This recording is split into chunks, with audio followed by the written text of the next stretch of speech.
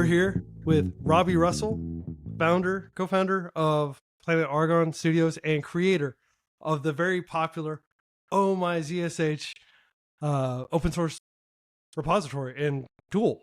Yeah. Thanks for having me. Joining us from beautiful Portland, Oregon, his adopted home. Yeah. I've been here for 20, what year is it? 2024. Oh my gosh. It'll be 24 years in July, I guess, that I moved here. So yeah, more Awesome. than half of my life now. Yeah. And originally from California, Gilroy? Yeah, I grew up just south of like Silicon Valley. My dad worked in Silicon Valley in hardware, and we lived in this little small suburb town that was kind of on the edge of the very southern. There's like, I don't remember if it's actually the furthest south town in Santa Clara County, but yeah, it's kind of like at the time it's very farmland and track houses and stuff like that. And so it was maybe about an hour and a half or so south of San Francisco and maybe 45 minutes south of San Jose. Yeah, and Gilroy, that's like garlic town, right? Is that the world capital of garlic, the crop? It likes to call itself that. I don't know that it's actually where most of garlic is produced nowadays. I think most of it's actually produced in China. But yeah, there was a huge garlic scene there, if you will. It smelled like garlic. It's either you loved it or hate it if you drove through our town. Coincidentally, the town just north of us had a lot of mushrooms that they grew, and so their town smelled like poop. Can I swear on this podcast? Yeah. It smelled like shit, but they were like a slightly wealthier town, and so there was this weird competitive thing, and they're like, your town smells, you guys are poor down in Gilroy. They made the Faustian bargain. Yeah. Our town's going to smell terrible, but we're going to be slightly better off than our neighbors. Yes, exactly. So yeah, I grew up in the garlic capital of the world, and all I wanted to do as soon as I became a teenager was figure out how to get out of living in Gilroy and move to some sort of city, urban environment. That's what I wanted to be around. Yeah. Right on, man. Well, obviously you found Portland to be like a good place to be because you've been there for like basically your entire adult life, most of it. You've got like a very, you're very, very Portlandian in like pretty much your interests and things that you do. You're like very outdoorsy from what I understand. Yeah. And like what inspired you to go to Portland specifically? And it was really cool, by the way, hanging out, eating tacos with you. Oh, it was. It was good that we got to chat, and I didn't know what to expect from the conversation, and yeah, we had a number of tacos and talked about all facets of life with you and Abby over there at freeCodeCamp, who's become a really good friend coincidentally, thanks to freeCodeCamp. We can talk about that if we want to, but to think about why did I move to Portland? Well, the short story is that I didn't know what I wanted to do with my life, my career. I didn't have any I was painting houses for about 3 years prior to moving to Portland. Since I was 17, I dropped out of high school halfway through my junior year, and then ended up getting a job with like a painting company that one of my uncles worked at, and learned to sand and touch up, and eventually learned how to paint and take care of wood and paint roof. The things that are on, I forget what they're called now. Shingles. Flashing, and all the other things are flashing. Gutters. Yeah, flashing is like the metal stuff that might be covering. Like there'll be like air vents on top of a house. Anyways, I got to learn how to paint houses for really fancy houses in Santa Clara County. We would occasionally work on multi-million-dollar houses for people that work in Silicon Valley, or maybe they're like one of the players or something from like the San Jose Sharks, a hockey team, like their big house they were building up on the hills. And so I got to work on those types of projects, which were not like kind of get in and get out short projects. They were very much like we would be there for like a month, 2 months working on painting and prepping and painting and working as their house was being built and making nice cabinets. And so we would make paint or cabinets. Like the big style at the time was making cabinets look like they were basically white plastic, even though it was like really fancy wood. I don't know. It's such a weird how styles change over time. Those quirky interior decorating trends, exactly. Right? So I learned a lot about like the craft and how much work went into prepping before you even pulled the paint out, right? Before the paint dries, and then touching up and taking care of that stuff. When I was a teenager, after having dropped out of high school, and so that's what I was doing. And I'm like, I actually thought I might, if you do, I think in California, I don't know if it's like that in all states, but before you could start like your own, say, painting company, if I kind of had a little bit of aspirations, like, oh, maybe one day I'll run a painting company. Like, I think I could probably do this and have some people maybe work for me, and I'll just work in construction. But that also, the reality was, it would mean that I'd be working construction, and I didn't find that. It's funny that we talk about diversity in tech over the years, and I'm like, there was a lot of cultural diversity, where people were from and stuff, but it was mostly male dominated, and I didn't really like working with just men all the time. And so I thought that was, that was actually one of the things. I thought it was a very toxic environment.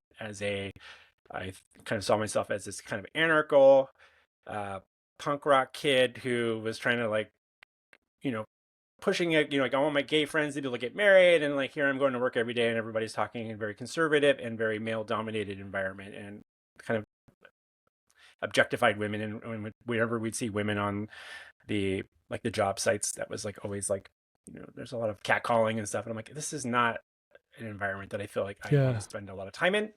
So anyways, that's a whole story in and of itself. So I decided I wasn't going to do that forever. And like, this is like, I didn't want to work around that environment forever. So I wanted to move to a city, and I didn't make very much money painting, and I was like, well, I was kind of doing some odd jobs here and there, doing some like tech support stuff. And so, but the price to live in Portland was technically cheaper than it was in Gilroy. Interesting. And it was a city that had vegetarian restaurants, like punk rock scene. You can go see music.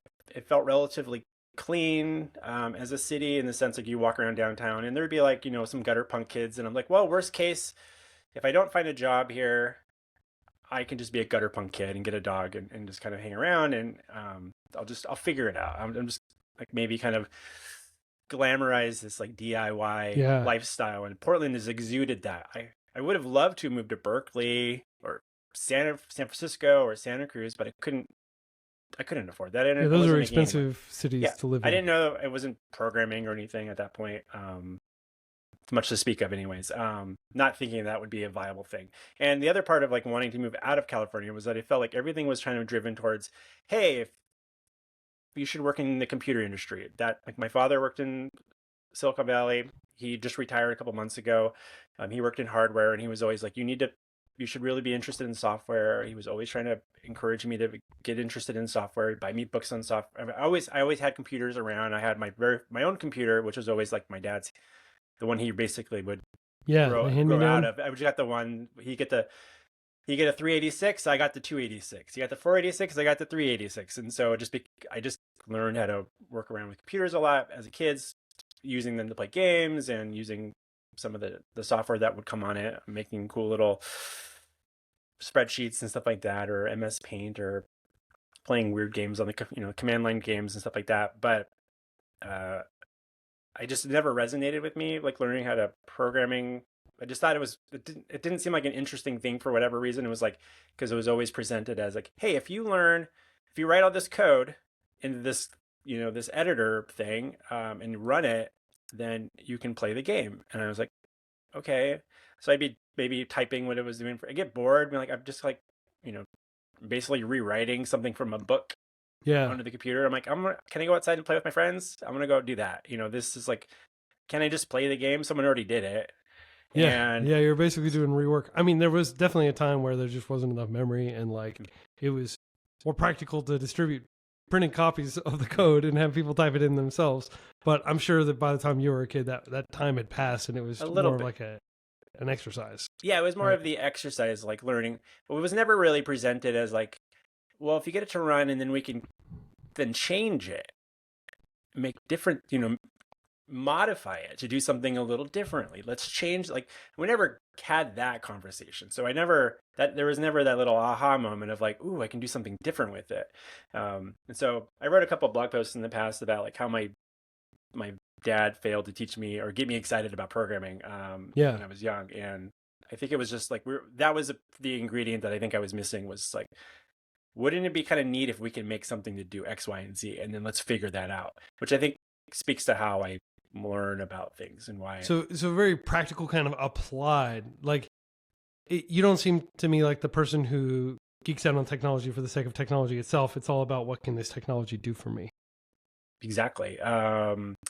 The if he had, I played little league baseball and things like that as a kid, and um, so what, like, I remember I was really interested in stats Mm-hmm. for our team, and so we would track the stats for our game, for all of our players. Couple of years I would do this, and then I would and my dad and I would put some stuff together in like a spreadsheet and then like regenerate this thing. And I bring a printout to the team, we'd be like, here's your stats for the season, like here's your on base things and your batting average and pitching details. And so we could track some of that stuff over time because there wasn't like a web page or anything that kids, this is all late 80s, early 90s Yeah. period of time. And so if we had a conversation, like, wouldn't it be cool, like, if we could build a little tool that maybe every week you come back from the game and like plug in the new numbers, and then it would regenerate the report or something like that? That would have resonated, I think, really well with me. But that wasn't what we did. I got to learn how to use spreadsheets and stuff like that. I think it was like Lotus 123 or something back then. But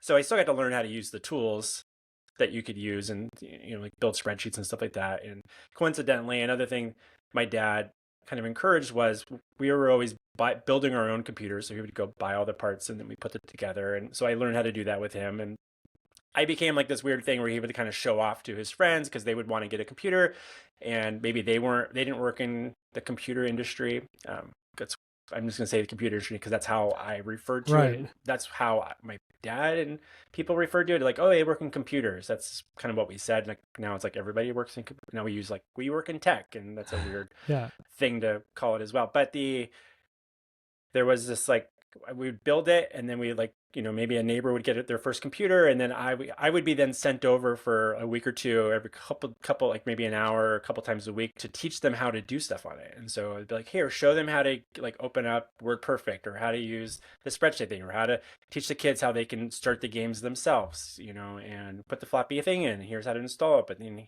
here's some shortcuts you can add to your DOS prompt to, like, here's the commands you run to like launch to play Commander Keen or something. And so that became something like I kind of was good at, maybe teaching people how to do things like and showing them like, well, if my dad's kid could figure this out, I could probably figure it out, so I was kind of paraded around in that sort of way. Yeah. With like some of the. So it sounds like the fact that your dad was, encouraging you, and that you had hardware on hand. I mean, that you did have kind of like what many people would call like an ideal kind of like ground soil for growing as a potential developer, and growing up around the tools, having somebody in your life who was already making a living from these tools, and that kind of sowed the seeds of later on when you were considering your options, potentially getting more into computers. Maybe you could talk a little bit about that period where you wanted to go into business, and you were ambitious. You wanted to have a company that was potentially going around painting, but you weren't like in love with the kind of construction work culture, if you will. Yeah. What did you do? How did you go about ultimately creating a consultancy? Like what was the process in between those two points? There's a couple of factors, and I haven't really spent a lot of time reflecting on this specific point, but I feel like in this conversation is kind of highlighting something that I earlier I mentioned that I kind of was during that same time that I was painting, I was obsessed with DIY punk rock culture. Yeah. East Bay, and in the Bay Area, in California, it was like a lot of punk bands that came out of that area. There was like a lot of small record companies that were like, it was just like kids that were maybe 4 to 5 years older than me, had running record labels, selling stickers through catalogs. And I started, my very first business was a sticker company, and it was like punkstickers.com. And I was like, you had punkstickers.com? You had that domain? I did. It's a pretty good domain. And then I lost it, and I recently just negotiated buying it again, but I don't know what I'm gonna do with it. We'll see. But the idea was like I wanted to sell stickers for bands and also political activist stickers. And there was someone up in, so I like looked up to these people that had. I would go to like anarchist book fairs in San Francisco and stuff, and like people were like all these self-published people that were writing books and zines, and so I had a zine as well, and I was like, I for like music related stuff, and I was just really fascinated with this idea that like I was finding a community of people that were kind of content creators selling like their wares, but kind of being a little, just doing it yourself and not wanting to work for someone else. It was more like Yeah. I'm gonna go find my own thing, and I think that was very much an ethos of that era with like indie film. It was like people like I would have loved to. I just wanted to do something interesting, and I thought was interesting and creative that I can kind of build my own destiny and not end up working. My biggest fear was ending up in a cubicle in Silicon Valley. I'm like, that's my idea of what the computer industry was. I'll be working in a cubicle somewhere. There will be windows way down a hallway, far away. And not that, I go to my dad worked in hardware and specifically in hard drive manufacturing. Yeah. And so I would go to work with them every once in a while, which I enjoyed because I would get to meet all these interesting people from all walks of life and people coding and going in like the the clean rooms and stuff and seeing stuff how stuff was built. But I was like, there was something about that lifestyle for whatever reason. I don't know if I was like subjected to some, maybe it might have just been like punk rock music and being just like rebelling and like I don't want to do what you want me to do, Dad, which was probably to get a safe job in Silicon Valley like my grandfather did. My grandfather worked at like he worked in tech as well, and like was a traveling consultant and worked at like Atari early on. And like so there's like I always had like that was like my legacy of like this is what you're supposed to do. Yeah. And I was like, fuck that. Yeah. I'm gonna So go so be kind of I want to be a musician. I'm going to make stickers. I want to do my own thing, which I think was even like when I thought about being a painter and having my own company, it was more like, I feel like someone else is making money off of my time. Why don't I just go do this myself? And I don't know that I thought a lot about building a company that would have employees necessarily. So that was like, that definitely, because I think I was always skeptical of people in power, in leadership positions. And so I think there was a little bit of that, and so which I think comes back to how Planet Argon started in the early years of. I'm trying to think of how to thread the needle there because I'm kind of going back a little bit there. yeah. But going to Portland was very much a hey, I'm gonna go see if I can make it and do something on my own, and I ended up coincidentally my first job in Portland was a job in a cubicle doing tech Ooh. support for a So couple of you got a years. taste of like your greatest fear essentially. Yeah, Just like circumstance propelled you into a situation where you couldn't deny your destiny as an IT worker, as a Dilbert yes. character. Indeed. Exactly. Dilbert character. I was obsessed with Dilbert back then. But and then that show. So like during that period of time where I'm doing IT support for about 200 people in the company, and I started to, it was basically a lot of going around and help people fix their stuff that was problems on their computer, setting up new machines because we were hiring a bunch of people. That's doing part of the onboarding and helping people upgrade their systems. But people would come with a lot of similar questions, things, and I was like, oh, it'd be really easy if I just created like this. I had already started making web pages and stuff like that for like my sticker company, for my zine, and some other like little personal projects and some for some bands and stuff like that. And so I was learning how to build some web pages because I wanted to. My first entry into programming, kind of like really doing anything like web based, was like being able to. I wanted people to make a request to order some stickers, and so I'm like, well, how do I build a web page? And so I figured out how to like I wasn't going to pay someone to build me like a form that could collect data from people. And so I learned how to maybe do something with like, I don't remember if it was Microsoft Front Page or something. And eventually I learned how to do it in like with some CGI scripts with Perl. So I was like just picking up some books. I'm like, how do I have like a form saved to like a CSV file or a text file, and I can FTP that file down and see if anyone ordered any new stickers. And that was like my entry into kind of doing a little bit of programming, but it was because I wanted to sell stickers. So how do Yeah. I make that happen? And so that those types of skills start to slowly start to accumulate. So by the time I'm actually at this job doing tech support, and I'm helping people, I start putting together some web pages like on an intranet, because I knew how to like spin up like a Linux server and run Yeah. like And what Apache. year was this approximately? That job, I moved to Portland in 2000, so that was like, fall, winter of 2000. I was starting to do some of that stuff, and so in that company, they were an event management company, and so I was helping people do a lot of like CSV or Excel file deduping Yeah. stuff, and so I'm like, oh, here's like I could build like a little script to help out with some of these CSV deduping things. I started making like tutorials where it'd be like a bunch of screenshots. So like, here's how to set your out of office auto replies so it doesn't create an infinite loop with someone else that also is on vacation, Yeah, that can because be that used problematic. that used to happen back then on email servers. Um, but so there was the company started to notice that I was doing this, and there was another department of the company that was actually like a web development team for our the company's customers, and they're like, "Hey, why are you doing all this web stuff? Like, why are like that should be us that's doing it." They were kind of like a little bit like, "Why are So it you?" was like territorial. A little bit, and then in 2001 they announced some layoffs, and then I did not get laid off, but then they called me and they're like, "Hey, if you want to stay working here, we have a role. We think you could be a junior web developer for us because you're already doing some of this stuff. So would you consider moving over to this other department?"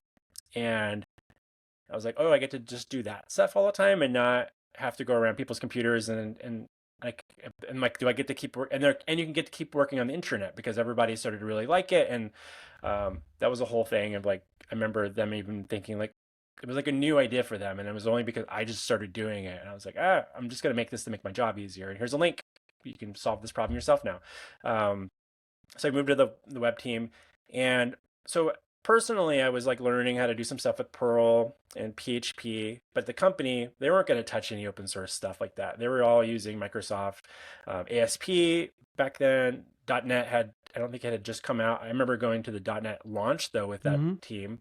But so during the day, I was learning how to do stuff with Microsoft SQL Server and kind of learning. They're basically putting me on these repetitive projects where I was spinning up these like complex registration forms for these events, and I would then go home and like, well, how do I apply what I learned at work today in this other technology stuff that I'm way more excited about, which was like open Yeah. source, because it was all that open source world resonated with a DIY mentality.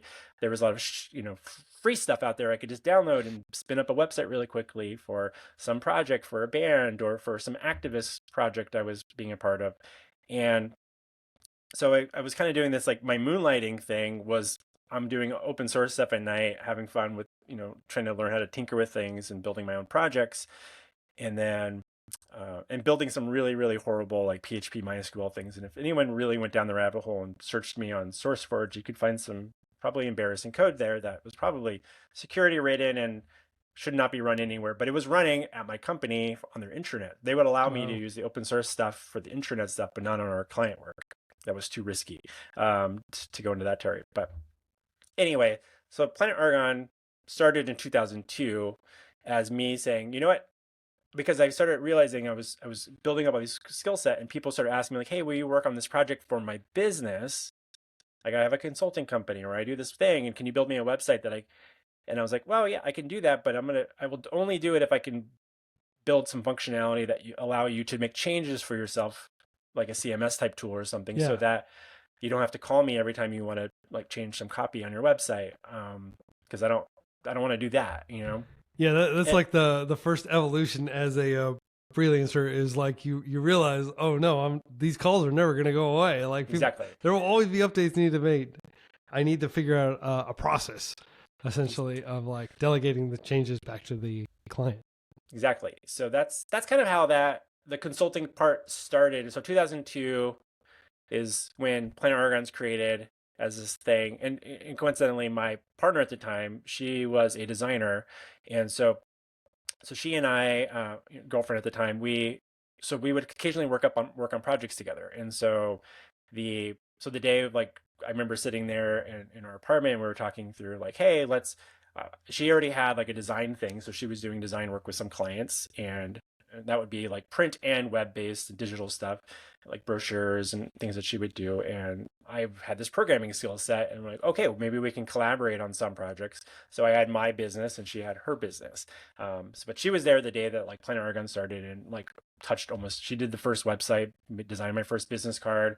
She was there when we talked through all the different naming ideas, and before we came up with the idea for Planet Argon and how that came to be. It's its own story, but Yeah. What is the story behind that? so so I like so for a long time I would make it be kind of a mystery, and I would always give this book to my employees. I don't know if you've ever heard of the author Tom Robbins, by chance. I haven't. He's pretty well known in the Pacific Northwest. He wrote like Even Cowgirls Get the Blues, and there's one of his books called Still Life with Woodpecker, and it's about an anarchist terrorist, coincidentally, and like an exiled princess who fall in love with each other. And there's this whole anyways, the main character is a redhead, and there's the way the author is very Kurt Vonnegut-esque in some ways, but he'll have these like chapters where he goes off on these big random rants about or ramblings about things that are completely unrelated to the story. But anyways, I love this book when I was a, like late teenager. And Planet Argon, there was this like these backstories about where like the pyramids came from. Was actually, there's a theory that like it came from the Redbeards, which like redheads did with their technology because they were sent away from this other planet, sent to planet Earth because they were obnoxious human beings. And so they were, redheads were, so anyone not visually seeing this conversation, Yeah. I have red hair. So Planet Argon So is where you're redheads came from. discriminating against your own, essentially. Planet Argon is where redheads came from, according to this book, as like a kind of like quirky little side story thing. Because they were obnoxious and the people there did not want redheads there. And I don't blame them. We're horrible. So anyhow. Interesting. So it's not really like, because I think I've heard you ask in the past, maybe on your podcast, like, what's your favorite noble gas? You'd think it would be Argon. And, we've had, I think, maybe 4 or 5 phone calls to our company, people trying to purchase Argon. And so I always wonder if that was the business I should have went into. But really? Like people want to buy the actual gas for industrial usage? Oh, maybe Planet Argon sells Argon. No, we don't. But neon's my favorite noble gas. Like that, it's just some cool stuff. But Argon, I've seen some really cool use of it. There's a children's science museum here in Portland, Oregon, that they have a bunch of stuff and they show how different gases look. And so there's some cool stuff with argon as well. And so it can look pretty cool. I don't know a lot about all the noble gases. Admittedly, when we had early on in Planet Argon, when we have employees and we were offering hosting services and we had all of our own servers in Iraq, all of our servers were named after noble gases, and it was like xenon and argon and neon. And so I have there's you run out pretty quick though. You do. So we had to like kind of like go a little bit outside of that, and eventually we're like, we're running out of noble gases. Maybe we should stop doing hosting as a business anyways. I don't want to have to touch physical hardware anymore on things. Yeah. And so let's talk a little bit about like the great middle, because I think a lot of people create a consultancy and it's just them and maybe their significant other, a few friends, and it is fine and it provides a livelihood for the people involved. But you've done something different in that you've stuck with it for a long period of time. I'm sure you've had lots of opportunities to go work at big tech and do stuff like that, but you've kind of stuck to running this consultancy and growing this consultancy. And I'd like to hear about the growth and how you managed to grow it and what that process was like and maybe some of the pain points. I can definitely interject with the other questions. I'm going to step back and just kind of hear what were those first few years of growth like for you? Yeah, well, the first few years, there was like no growth. So 2002 is when I started as the moonlighting type of thing where I worked on some projects here and there. It was just enough to have to file taxes, but I still had a job, a day job. And then I ended up working actually briefly at another consultancy that worked in open source specifically. And they're known for being experts in PostgreSQL. And so I went there for about maybe a year and a half or so. And it was like, And that was a pretty small company of like less, there was maybe 4 or 5 of us consistently.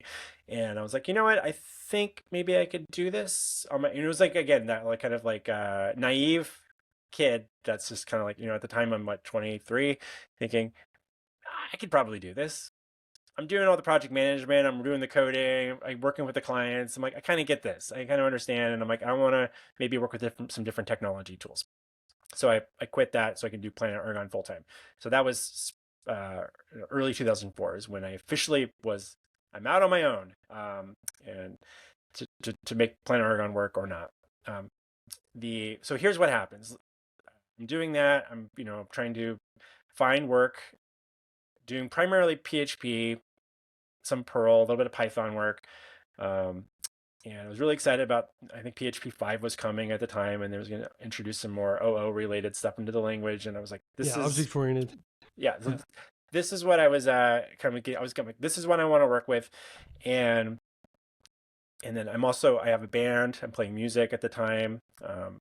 And I was like, I had been in a couple bands through this whole time as well. It's like another thread there. But late 2000, maybe like November 2004, I'm always looking for jobs on Craigslist because that's where you would find work a lot of the time for like these contracting projects. So people would be looking for, so I'd be scouring Craigslist in different major cities across the US, people looking for like, I have this PHP website, I need help, and then I might get like, 20 to a couple hundred hours worth of development work out of those contracts. So I would just respond. That's how I would find work, was like things through Craigslist. And there might've been some other websites, but that just one happens to be at top of mind.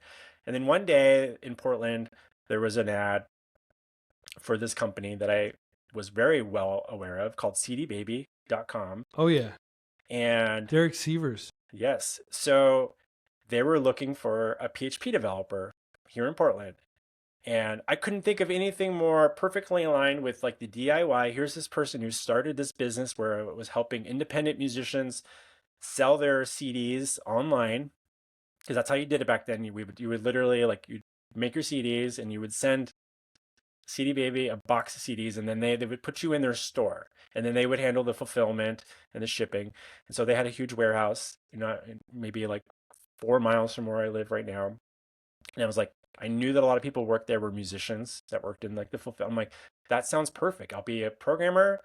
I'll get to work with musicians. I might make new bandmate friends, or this might open up opportunities and maybe open up doors for my music, because I wanted to play music. That was really my dream, was like, I want to make it as a musician. And, yeah. And we haven't talked about that, but it was like, that was one of the creative outlets that I really started to get into around that era of my life. And so I emailed, responded to this Craigslist ad, and I applied for a job thinking I'll stop doing this consulting work because I have to I'm finding work all the time, but like if I could work at CD Baby, yeah, I'll just stop doing this. Yeah. So I didn't start Planet Argon thinking like, oh, it's going to become this thing I'm going to do for the next several decades. It was like, this is what I can do right now so I can get by, pay myself, and maybe something interesting will pop up. So I applied. Derek quickly replied to me, and he's like, hey, let's chat. He's like, can I come to your house, or can I come to you, and we'll have like a little kind of informal interview. So we did that. He came over to my house one day, like, in the morning, probably around this time of the day. And I remember he showed up with he had stopped at maybe like Whole Foods or something, and showed up with like a big little plastic container of pineapple, and he was just eating pineapple at 9 o'clock in the morning, a bunch of it. And he was like, I made some tea for him, and we chatted for a couple hours about programming and kind of him getting to know a bit more about my background as a software developer. He's like, oh, this is interesting. It's like, I'm talking to a few people.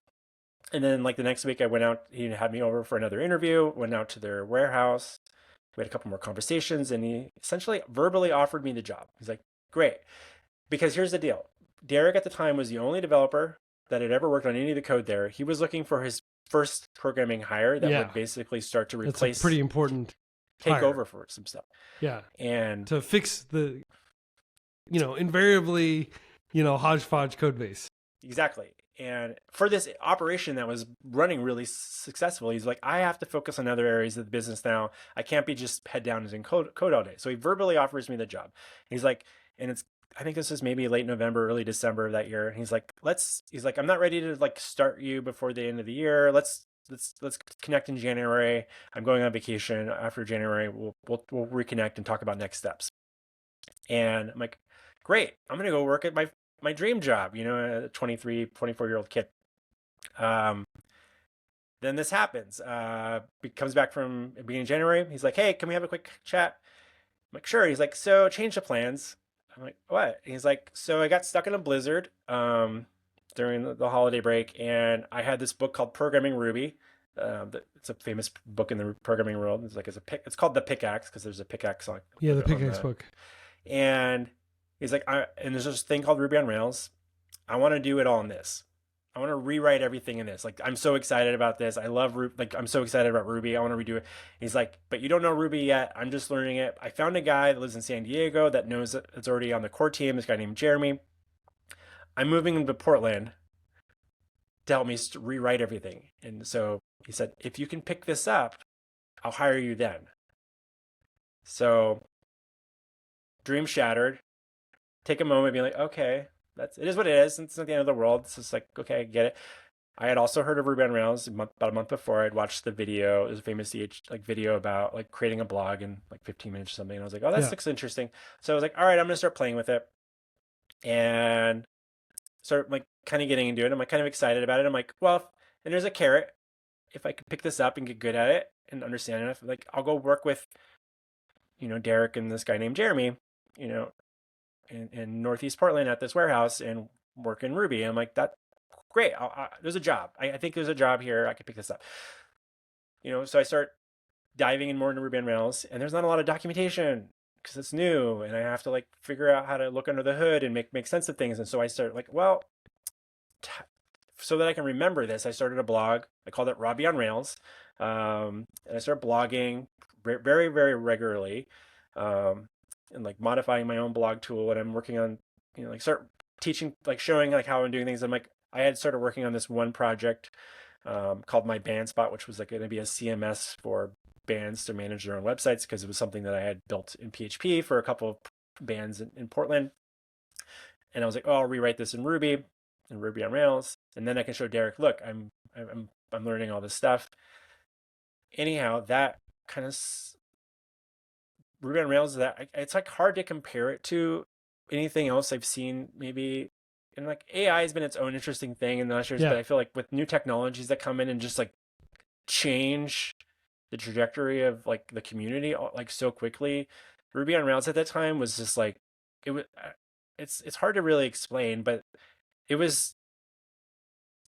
It just made our life so much better as software developers, that it basically became this thing because I was blogging about it. These startups started contacting me and being like, hey, will you work on our project for us? Can you help me build this thing? Because you apparently know about it because you're talking about it, on your blog.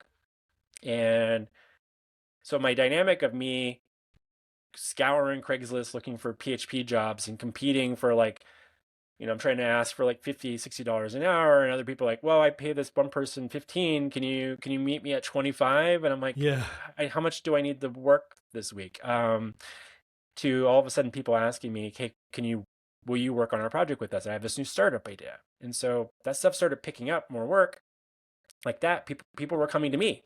And I also, part of it was like another thing, because it wasn't just that I was just blogging. Planet Argon also, because I always wanted to work with new versions of technology and be able to host that easily. I felt like a lot of cheap, affordable hosting was always going to be like way behind on what version of PHP you could use. So I remember when PHP 5 came out, I offered shared hosting for PHP 5 people that wanted it. So if you were a developer, you could do that, or you wanted to use the latest version of PostgreSQL. Here's an environment that you could do that with. And so, a month and a half into me really diving into Ruby on Rails, I started offering Ruby on Rails hosting to people. And so I started getting interesting. So it was just a server that was configured to already have a lot of that stuff running, so you could like multi-tenant or whatever. Exactly. Multiplex a lot of clients on the same machine. Yeah, this was before we had like virtualization being like super common, and things like Zen, XEN at the time, came a couple years later. Basically, I just knew how to set up, like there was some open source stuff for managing shared hosting with PHP stuff, and I figured out how to change it so that I could also like spin up a Ruby environment for people. So people could, back then you would just include all of your, your gems as part of your repository, like your Subversion repository or a CVS or whatever you're using. And so, or you would SFTP your files into this home directory that you had. And like, everybody would have their own database running and stuff like that. So I just learned how to I could fit like maybe, I don't know, 80 to 100 customers per server. And because none of the projects were that big in terms of traffic, like they could all kind of coexist and it worked out okay. And then eventually if you wanted to spend more, we would we would put you on servers that had less customers on it that you were sharing space with. And that's how that model worked back then. So I had those two things happening. I was blogging and we had the hosting stuff. And then companies started contacting me to be like, hey, will you work on this project? People were also asking me, hey, would you interview for a company? You mentioned like getting approached by, opportunity. So, maybe fast forward 4, 5, 6 months, Derek from CD Baby is like, hey, you want to chat again? And I'm like, my situation had changed, quite a bit. I was like, oh, I just got a book deal with O'Reilly. And that's gotta be weird for him. Like you go from like some long shot, like maybe this kid will actually learn it, and to having like an authoritative book or blog and a potential book deal with O'Reilly, which at the time was basically the kingmakers of the tech press. Essentially, like if anybody was an expert, like having an O'Reilly book meant you were like the definitive expert qualified to write on the topic. What was going to be your animal? On what's your animal cover? Did they let you choose, by the way? No. And that's a whole nother story. But the book never got finished because the company grew too quick. And so at that point, I turned down the job. I said, Derek, I'm going to see where this goes. And people were approaching me, and maybe there was still kind of this idea. I didn't really have employees outside of, it was me and my kind of like my co-founder who was starting to get more involved in some of the projects that we're working on because there was a lot more design involved. It'd be like startup projects, so she would design stuff and I'd build stuff, and so we were doing that. And I was being very active in the community. There was no Ruby, there was no Rails conferences or anything. That was like a year later before those started, and so it wasn't like speaking engagements outside of like the local. So where Ruby. was the community? I mean, was people reading your blog? Were people like on IRC or yes, IRC? Yep, it was meeting a lot of people through IRC. So people, Planet Argon we had a IRC channel for people that were hanging out because they were customers and they would all like help each other. We had our forums. There was the Ruby on Rails channel, and then there became this kind of like little back channel in the Ruby on Rails community called the Caboose, because it's kind of like the back of the train, and we were kind of like this became this like little hodgepodge group of people that were kind of early adopters to Ruby on Rails and kind of people that were maybe more businessy. A lot of them were running consultancies, but in that channel, and that was a private invite-only channel. I don't remember who invited me, but I appreciated that. I thank them for whoever that was. But those people went on to, it'd be like Tobias from Shopify. It'd be DHH, the snowboarder / tech founder. Yeah, and he was just working Canada's on biggest startup. Exactly. He's just he's working on selling snowboards on the internet and stuff like that. And so we were all like helping each other in this back channel, like kind of like basically it was just like a subset, because the Ruby on Rails channel would be like hundreds of people, and this one maybe be like 30 to 40 people. There's a photo of us somewhere on Flickr, like at the first Rails Conf in Chicago, where everybody that was around for that photo, like that was like a big group of the people, and that was like the first time a lot of us got to meet each other in person. So it was just like that community was definitely IRC based and blog based. We were all kind of like referencing each other's blogs. That was back when we would have like a little list of other blogs you recommended people reading, like I forget what we call that, but kind of like a WebRing type-esque thing. And there was someone that kind of looking back at that first 1 or 2 years of Ruby on Rails, like there was like a Ruby on Rails blog site. It was kind of like an aggregator that kind of brought all these like blogs, bringing all the RSS feeds into one. That was pretty popular. It might have been like Planet Ruby on Rails or something. And after like a year, there was some milestone, and then they announced like who was the most prolific blogger in the Ruby on Rails community, and like I was like twice as many blog posts as anyone else that year. Wow. And because I was just sharing what I learned as I did it. And that, so a lot of people knew me as Robby on Rails, stuff like that. So that opened up a lot of doors. And then later in that year, so this is like fall 2005, this is when we grow. A couple of large projects come my way. One of them was by a design company that had a project. They were doing a Winter Olympics project for this small shoe company that's based in Oregon called Nike, and their headquarters here, and they were working on a couple of projects for Nike. One was the Winter Olympics, and then there was also going to be a World Cup website, and they wanted to build this back end system, and they were like excited about using Ruby on Rails. We were like the only people. I was like one of the only people on the West Coast that was like actively doing much Ruby on Rails stuff at the time. And I knew these people in the local Ruby user meetings that I would go to. And I was like, hey, this project is too big for me. Do you want to come help me do this? Because nobody was getting paid to work with, not very many people were getting paid in Portland to work on Ruby on Rails. Like Right. They were curious about it, or even to work on, just program with Ruby in general, but they like to dabble with it. It was like their hobby thing. They were getting paid to do, like, I remember, so I ended up kind of recruiting maybe 7 or 8 people, and they were working or like an office attic. I bought some like folding tables and some chairs from used furniture equipment, like office furniture store. And all of a sudden it was like eight people working in the attic on these projects.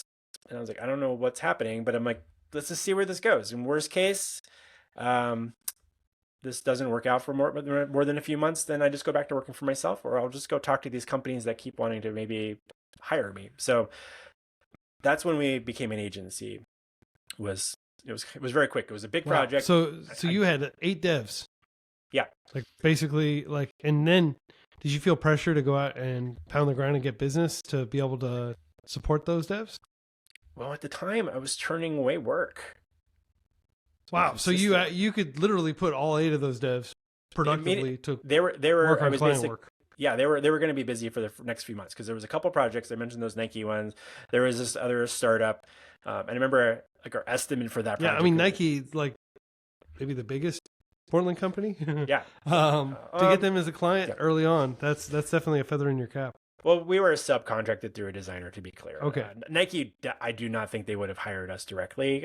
We were probably way too small. They did later. We did work with Nike for many, actually still kind of work with them now. But we're almost winded down with them. But Nike was been one of our largest clients over the years. So eventually we were mature enough of a company for them to take seriously. But during that period, it was like we had enough work for people. So they were I basically hired them all as contractors in like maybe October, November that year. And then towards the end of the year, we're like, all right, well, let's take a real look at, like, it was a sole proprietorship at that point. Mm-hmm. So the business model, like the entity. So you had all the liability. Yeah. So January 1st, 2006, we became an LLC. And then I offered all those people jobs, employment jobs. And most of them took a job. That meant that they were going to get to work with Ruby on Rails. And that's what they were in Ruby. And that was exciting. And there was basically just the people that I knew locally that were excited about it. I don't remember any other way of thinking about how to weigh them up, if they were going to be good people to work with, if they were good employees. So the interview process was like kind of non-existent because you just already knew them? Yeah. I just met them a couple times at like the local Ruby meetup. Maybe we got a coffee or had lunches together. Maybe grab a drink or something. And I was like, I'm just gonna throw this ragtag group of kids I wouldn't say kids, but we're all like in our probably mid-20s at the time. And I was like, let's just see what happens. And worst thing, as I go back to doing, we all go back to what we were doing, right? Yeah. And the thing that I knew, I felt like I had at least a skill set, was because I had already had a couple years of doing the consulting work, that I knew how to at least like do a little bit of negotiating, and I knew how to think about the sales process, and knew that I needed to spend time on marketing and promoting the company and reconnecting with customers after you wrap up a small project, like a few months later, to see what else is going on, so you can get recurring work with. I knew that was so maintaining that relationship and having it not be a one-off, but an iterated game, so to speak. Exactly. And meanwhile, I felt like a lot of the software engineers that I had been experienced with, they just wanted to work on the code, and they were really excited about the tech itself. And I think back to what we were talking about earlier in the conversation, where I was interested in what it could do for a company. So I felt like I was in a much more natural. I mean, I was super excited about playing with Ruby on Rails and everything, but I was like, what can I do with this? What kind of web apps can I make for people? What kind of business problems can I solve? Look how much quicker we can build this thing for these people. And there was also an overlap at the time with like a lot of like web design and UX improvements and maturity, I think, in the industry, where there was like a lot of patterns you can pull from, web standards, browser, things that were happening. It's just like a web standards being that was like its own thing. The fact that we were even geeking out about like HTML and CSS consistency as an industry was like that overlapped at just the right time, that it just made, I think Ruby on Rails came in, and so all new web apps could use these new patterns, and so they looked and felt better and more for users. And so like I feel like it kind of just all got bundled up into that thing, like, oh, Ruby on Rails applications feel better because you're using all these new standards. And so there was kind of this weird thing where like, because you're using these new standards, you care about the end users, and that's going to make it better for your business. And look how much nicer things are. Yeah. Versus these clunky web apps that everybody would be throwing together, because it'd be a bunch of software web developers designing the interfaces quite often, and they were just like, they weren't great. They were just making it, doing their best, and they weren't really thinking about the design side. Yeah. And So, I think Bootstrap came out like shortly afterward and was pretty widely adopted by the Ruby on Rails community as well. And that kind of standardized and removed a lot of the decisions that you had to make as a developer. Yeah, and that's like really the strength of Rails, in my humble opinion, is the convention over configuration. Just like, this works well enough, let's not split hairs. And so while a lot of people might have been like, saying, oh, Rails is not high performance or enough, or I needed to do specifically this thing, you were just getting down to work, building stuff for clients. Exactly. It was just, it was a little bit of a David Goliath battle too. Back then, it was kind of like, look, this is kind of the underdog thing. We're like coming through, and we're like, no, we can build really sophisticated applications with this technology that people were like skeptical, to say the least. Like, well, this isn't mature. Yeah, it's funny because now, 20 years later or whatever, I feel like we're having similar conversations. Be like, oh, Ruby on Rails is like this old thing. Nobody wants to use it anymore. It's like, too mature. Too mature. And like, we go back to when I used to have to have conversations with large companies that like someone at their company had heard of Ruby on Rails. And like, they were like really proponent, like, we want to build this web app for this internal thing, but I need you to help me convince the CTO that this is a safe decision. This is not going to like ruin us somehow, or going to plague us with security things, or just we're going to have to throw so much hardware to keep this thing running.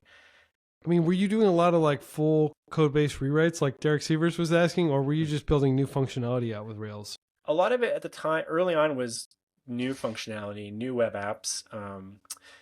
And I think it probably took about 1.5 years, 2 years before we started getting calls from companies to help them come in and repair their existing Ruby on Rails applications. But there was a couple of projects that were rewrites, or kind of modernizing their existing platform a bit. So like, maybe there's a part of some web app that they were using, like, hey, we want to build a new interface for, like, there was a company that worked in travel, and they wanted to build a new interface for travel agents that could interface with the same database. So one of the things that I was kind of, air quoting, known for in the community was being a big PostgreSQL person, but also being understanding that there's a lot of legacy. I came from a world where, I remember I mentioned earlier, my previous job, I was working at a company where we specialized in Postgres, and the database to me was like always like this thing that never assume that you're only going to have one application that interfaces with it. You may have multiple things that are interacting with it. So I always felt like a lot of business rules should be the database,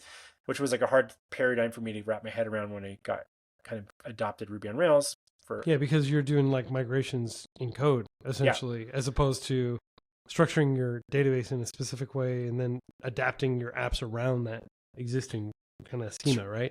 Yeah. Well, technically, database migrations didn't exist in Ruby on Rails when I started using Ruby on Rails.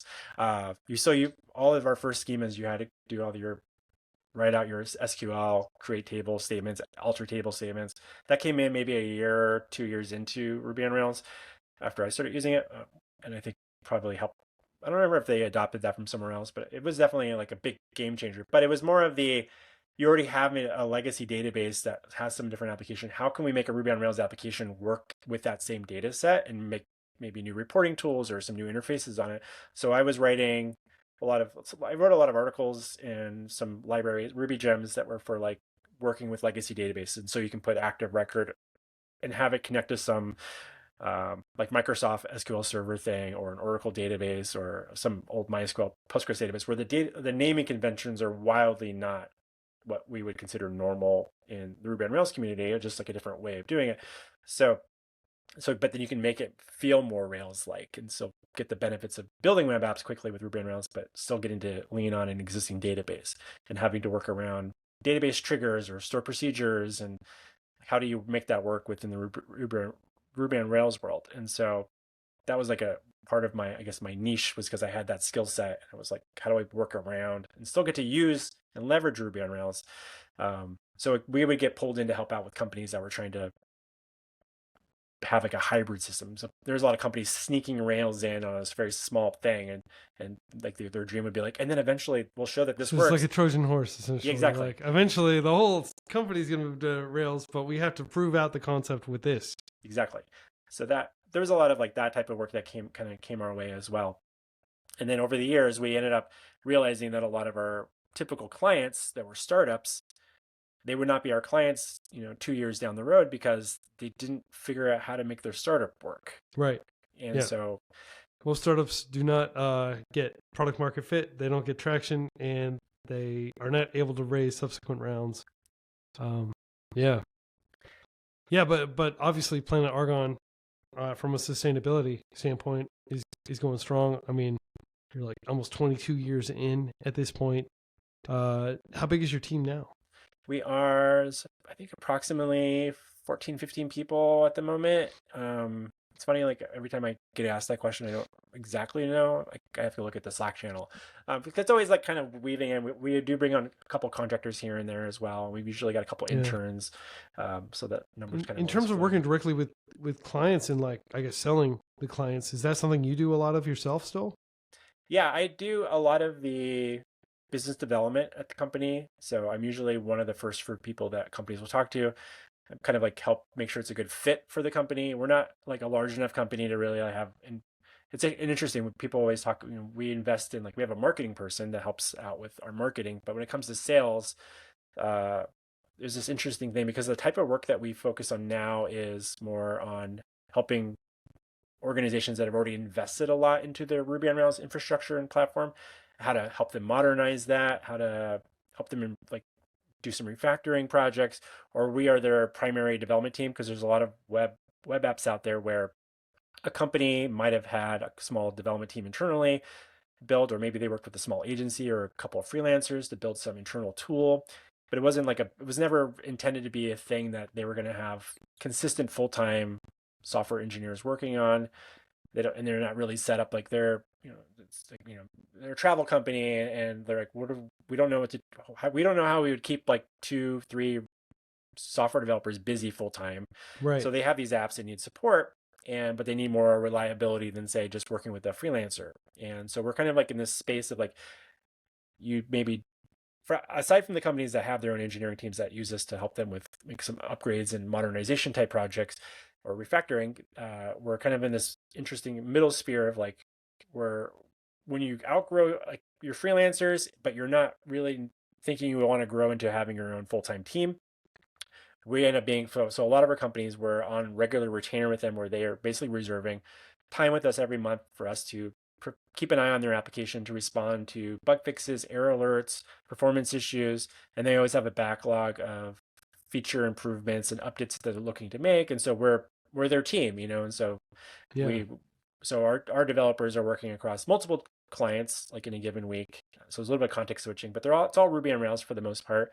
And So we're just like, so our business model kind of went from working with startups and helping them estimate out their, their product market fit and hoping that they figure out how to sell this thing. And so that they can get more budget in the future to keep investing, to now we're like, hey, you already invested in this thing. You know you need to continue investing in the upkeep of it and keep things updated. And we're not afraid to roll our hands, or roll our sleeves up and get dirty on older applications, because a lot of projects come to us and they have not been tended to in years, because they're like, well, we had a couple people work on it and then that person left and then someone came in and they never upgraded it, and now 5 years has passed. But but 30 people at our company use this application every day.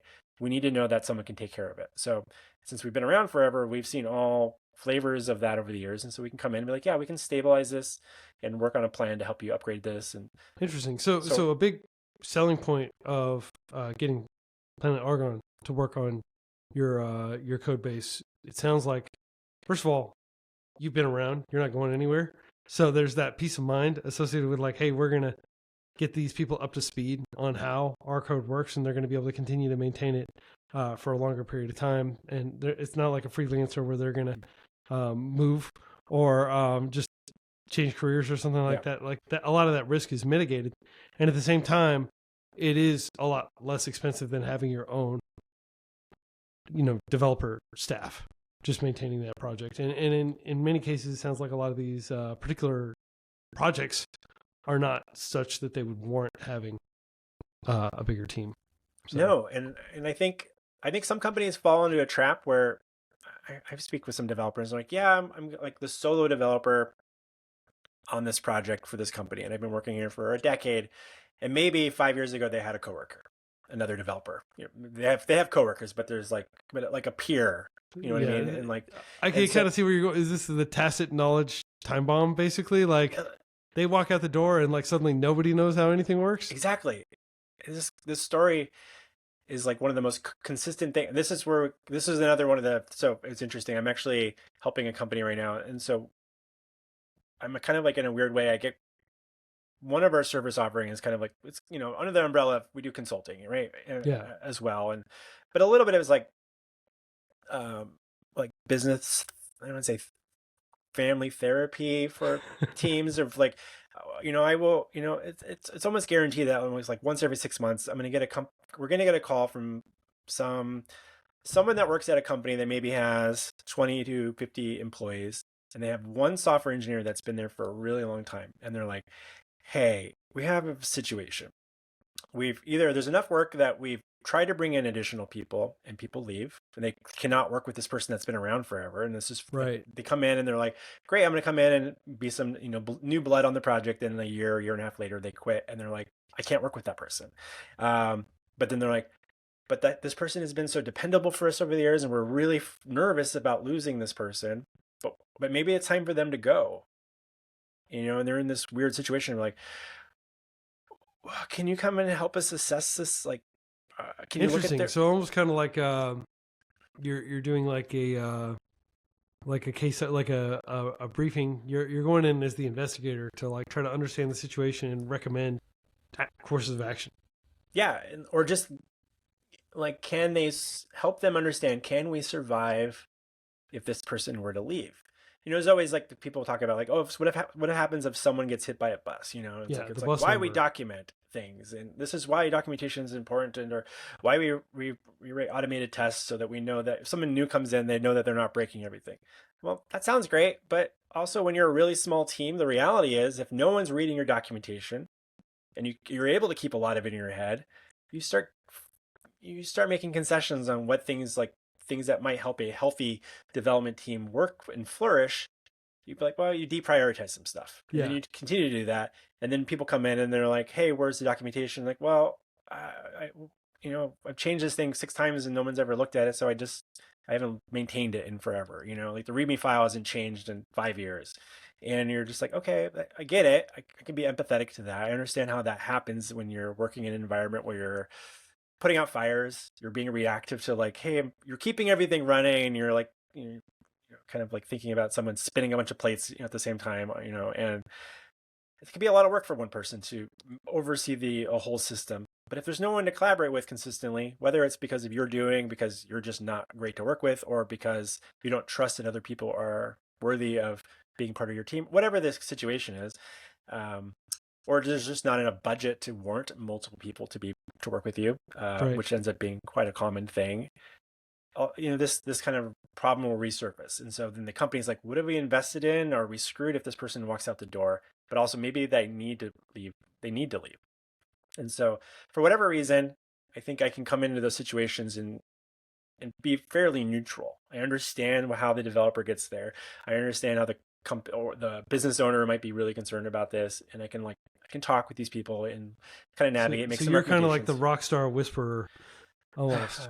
A little bit, but try to not use the rock star thing too much. They usually just come in and like trash hotels and leave, and but it's an interesting like come in and maybe I have enough.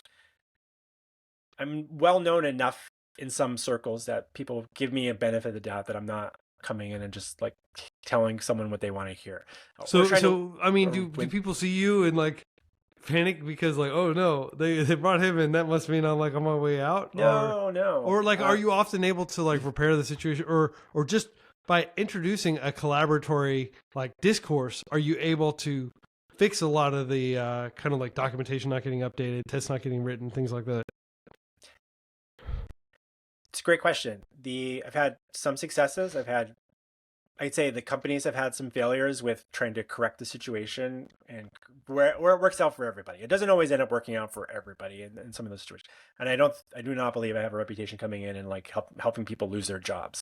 I think I'm much more on this side of like helping people keep their jobs and maybe making some incremental changes. But the people have to, it's in some ways it's like getting pulled in and for like like a physical therapist. You go in and like try to get some work done and they show you all the things. You're like, oh great, if I do these stretches every day, this will be good for me and this pain will go away, and I know that if you don't do the work consistently, then you're just gonna end up at the physical therapist in 5 years and you're like, oh yeah, I remember I did this before. So there is a lot of like people need to want to change some of how they approach their work and stuff like that. And so that's the thing I've been, coincidentally in the last couple of years, things that I've been doing is professional development is taking a lot more curriculum related to improving my coaching skills. Like, okay, I'm a coach in these situations. How do I better talk with these people, get them to think about things and help them solve their own problems rather than me being super prescriptive and like, well, I think you should do it because this is what Planet Argon does. And if you just do this, it'll be great for you. Everybody kind of needs to come to some of those aha moments themselves. Right. And which I think was also an important thing to learn early on as a consultant, especially for designers, that I always felt when we've had designers on our team, if they working with a client on a design, I honestly believe that I've seen way more success if through that collaborative process of a designer working on things, that if the designer can help the client feel like show them how their ideas is what manifested the current version of the design versus like a designer going away and coming up back with some magical representation of what they thought they heard.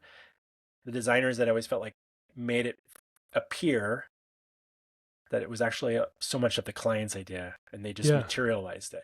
I'm like, that's to me like an effective consultant, effective coach is like helping someone come to this kind of like realization and kind of coaching them that way. And also being aware enough to like, that you might not know the best answer and you got to find something that's going to work well for them. I'm not saying you're manipulating them, but I think it's more of there's a strategy there. I think that can yield better results collectively. So so when in these scenarios where I'm coming in and helping out with things, it's a lot of like a strategy that we'll kind of take on. And it's actually doing this right now for one company where, I'm participating, sitting in a lot of their meetings and taking notes, asking questions, asking the dumb questions. I always like, let me ask a dumb question. I said that if you say that like a bunch, it disarms people pretty quickly, I think. Because then you can ask the questions you really want to ask, but and not have to rely on assumptions, but like start thinking about like if we come in, like show them that we're going to use the documentation. Like, hey, we want to like one exercise will be we want one of our developers to get your app up and running in their local environment. And like maybe a goal would be how hard is it to bring in someone else to come into your team, get acclimated to your system, your repo or multiple repos, and be able to deploy a small bug fix. Maybe even Yeah. just change the footer copyright date or something on your web app.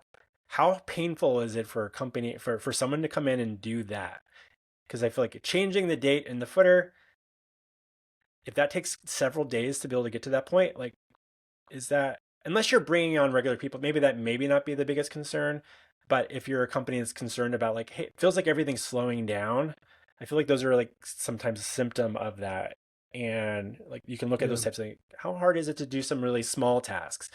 And people can come in. And so I think if you can start removing, like addressing those things, you start to highlight a bunch of other pain points that makes it difficult for people to come in. Because a lot of those companies that are calling us, they're not just calling us because they're like, hey, help us better understand the situation. They are truly calling us because they're like, hey, things of, like our product backlog seems log jam. Things like our delivery time is taking forever. I'm starting to lose confidence in my team's ability to estimate when we can release something. So that means I can't promise our customers that this new feature is going to be out by X, because I just don't believe it anymore, because Right. it's like, we're almost there, we're almost there. And then like months pass and they're like, can you come in and like, can we hire your team to come in and help us build these things? But they're like, they also know that like, I don't think it's going to be that easy. Because they know like you can't just throw more people at the problem. It's like, Right. what's going on here, and what can we do to smooth the process and onboard new people so that other people can contribute to this project? And I think if you have a piece of software, regardless of the framework you're using, if it's difficult for other people to come in and work on it, I honestly think that that's not a good sign that you have a great software developer. I feel like that means you have a developer that's keeps everything in their head, and that's not it's not the end of the world, especially if they're like personally invested in their company. But if they're an employee and you don't really feel like you can trust someone else to come in and take over for them, Yeah. that's a concern to me. And I remember thinking, I remember we had a project manager once who was so organized with how like their process. It was so consistent and how they documented everything they did. And I was like, you're making it so easy for someone else to come in and just take over your job. And they're like, and that's why you keep me. And I was like, aha, that's great. That's a great. It's very much counter to the intuition that a lot of developers have, like by not documenting things. Like I've got all this proprietary knowledge in my head, and it's my I guess my retirement plan is like carrying around a whole bunch of details about the code base and not writing those down anywhere. That's my job security. So you found it to be the opposite. Like companies will actually acknowledge like, oh, because this person is so transparent with everything, that's a strength. It should be seen as a strength. It should be seen as a strength, but is it seen as a strength by a lot of managers, or do a lot of managers be like, oh, well, we can replace this person really easily with like a a cheaper developer just out of college because they've documented exactly what they need to do. Does that kind of transparency hurt your longevity in an organization to some extent? It's an interesting one. I was speaking with someone recently, because one of the things we also offer now is recruiting, like helping companies hire people. Because I know a lot of people in the industry that may have jobs that they like, but would be open to talking to someone. And so I'm like, I am pretty well connected. I can try to connect the dots, and maybe I can make a little bit of money on that introduction. But aside from that, I've talked with some people, and they're like, I got asked, what's your opinion on how long of a tenure a developer should have at a company? And this was from like a pretty seasoned software engineer, um, that's been at a company for maybe like 5 years, Mm-hmm.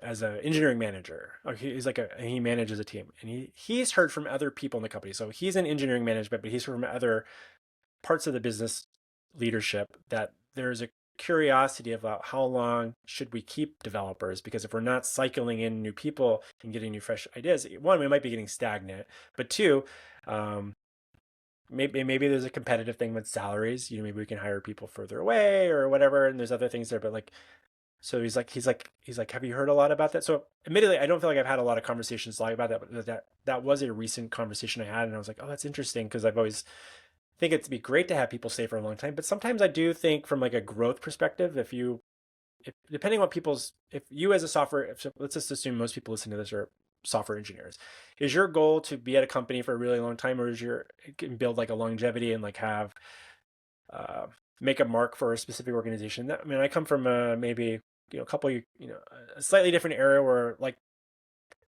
the idea of working The at a company company for a long man. time actually sounded good to me when I was young. I'm like, Yeah. oh, I don't want to have to switch jobs all the time, and like hopefully I'm not like losing my job or getting laid off on a regular, every 5 years like that. I think that maybe in some ways me thinking I'm going to do my own thing was a way to avoid that, because you would see that play out in Silicon Valley. My dad Hmm. worked at his last job for like 25 years, Yeah. and I'm What just about your like, grandpa? he that's a good question. I don't know how. I think he actually did a lot more job hopping because it was early on when, like, he was like well, at least he moved a lot. Like the family moved for work a lot, and so I don't know if that was like maybe the manager. He worked more Yeah. in like management, and maybe that was the management track in the the '60s of moving. Like they'd go to their Minnesota, then they moved to Illinois, and Okay. then they Okay. moved So to California. yeah, I mean, I definitely have heard from older folks. My grandpa stayed at the same company basically his entire career as an engineer. My dad has run his own practice with like similar partners for Right. most of his career. It's pretty common for like people from that were born in like the 40s, 50s, 60s to just stay at a place, assuming that they can get a good job. And like this definitely holds true in Asia, for example. In Japan, like they have the whole company man notion. Like you get a job at a company and ideally you stay, and there's like this social contract where they teach you new skills and you keep getting promoted and additional responsibility. How do you feel about that? Like, do you think that that is a good fit for most developers that you know, or do you think most developers do want to be changing a lot?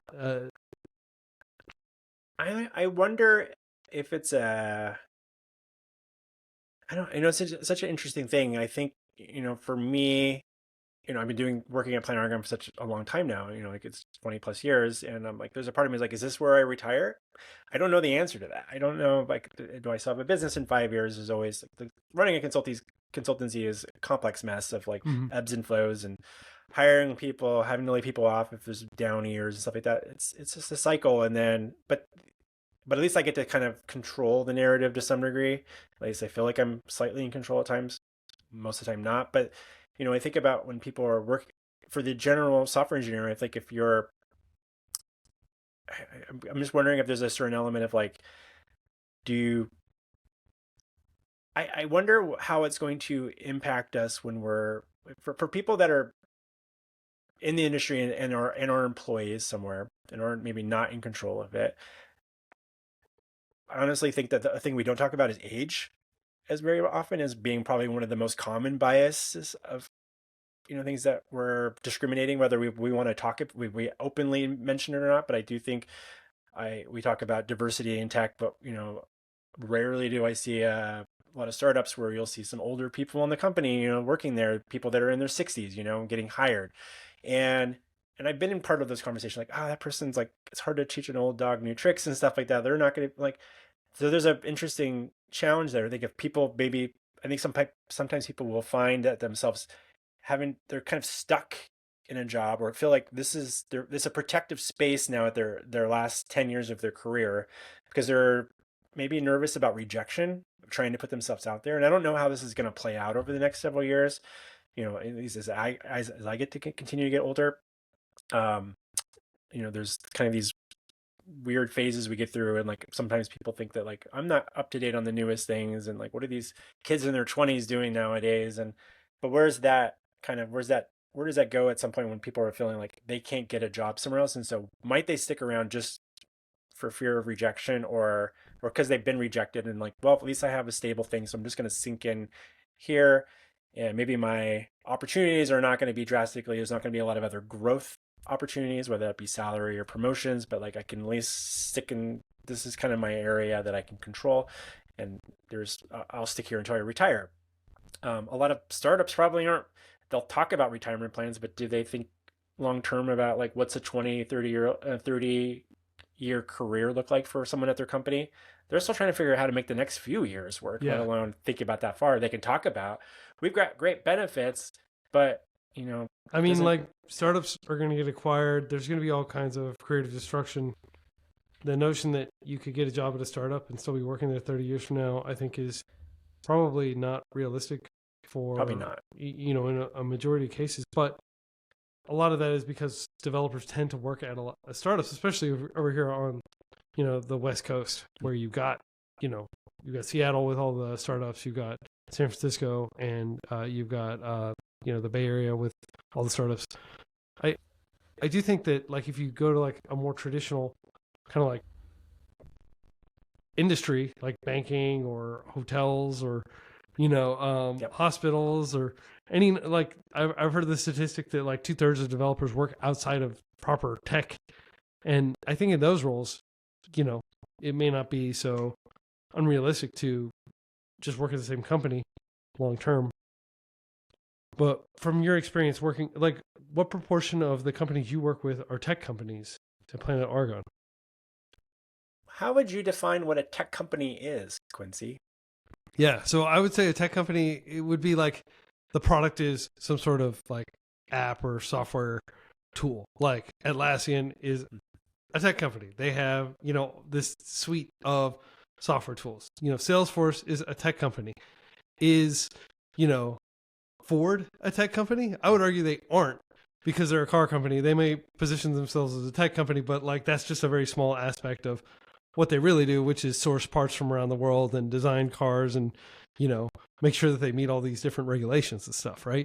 So the tech part, as much as they may emphasize that, is actually probably a pretty small proportion of the number of people on their team that are doing just that. I mean, you could argue like finance is tech, but it's not really tech in the sense that probably a very small minority of the people who work in finance are software engineers. Same Yeah, thing with yeah. like media and other industries like that. So I would say very specifically like tech companies like Microsoft's a tech company. Mm. So I think I would reach for that common sense kind of definition of tech and not like a marketer type definition of what constitutes working in tech. No, that I think that's actually a really good way to kind of frame it. I think the thing that I struggle, I've talked about this in the past on some other podcasts and stuff like that. I've always struggled a little bit with tech because I felt like it was too encompassing. I think we kind of overuse it. Like, oh, we all work in tech because we're all software engineers. But I'm like, well, you work in finance, right? Or you work in healthcare. You got to think about healthcare Yeah. regulations. Like, yes, there's some software within that healthcare related company, but is that Yeah. it's just an interesting thing. I guess you're using tech to solve some problems, I suppose. But I feel like I was like, is your skill set as a software engineer just that you're really good at knowing how to solve problems with software code, or that you know how to solve problems in that specific domain?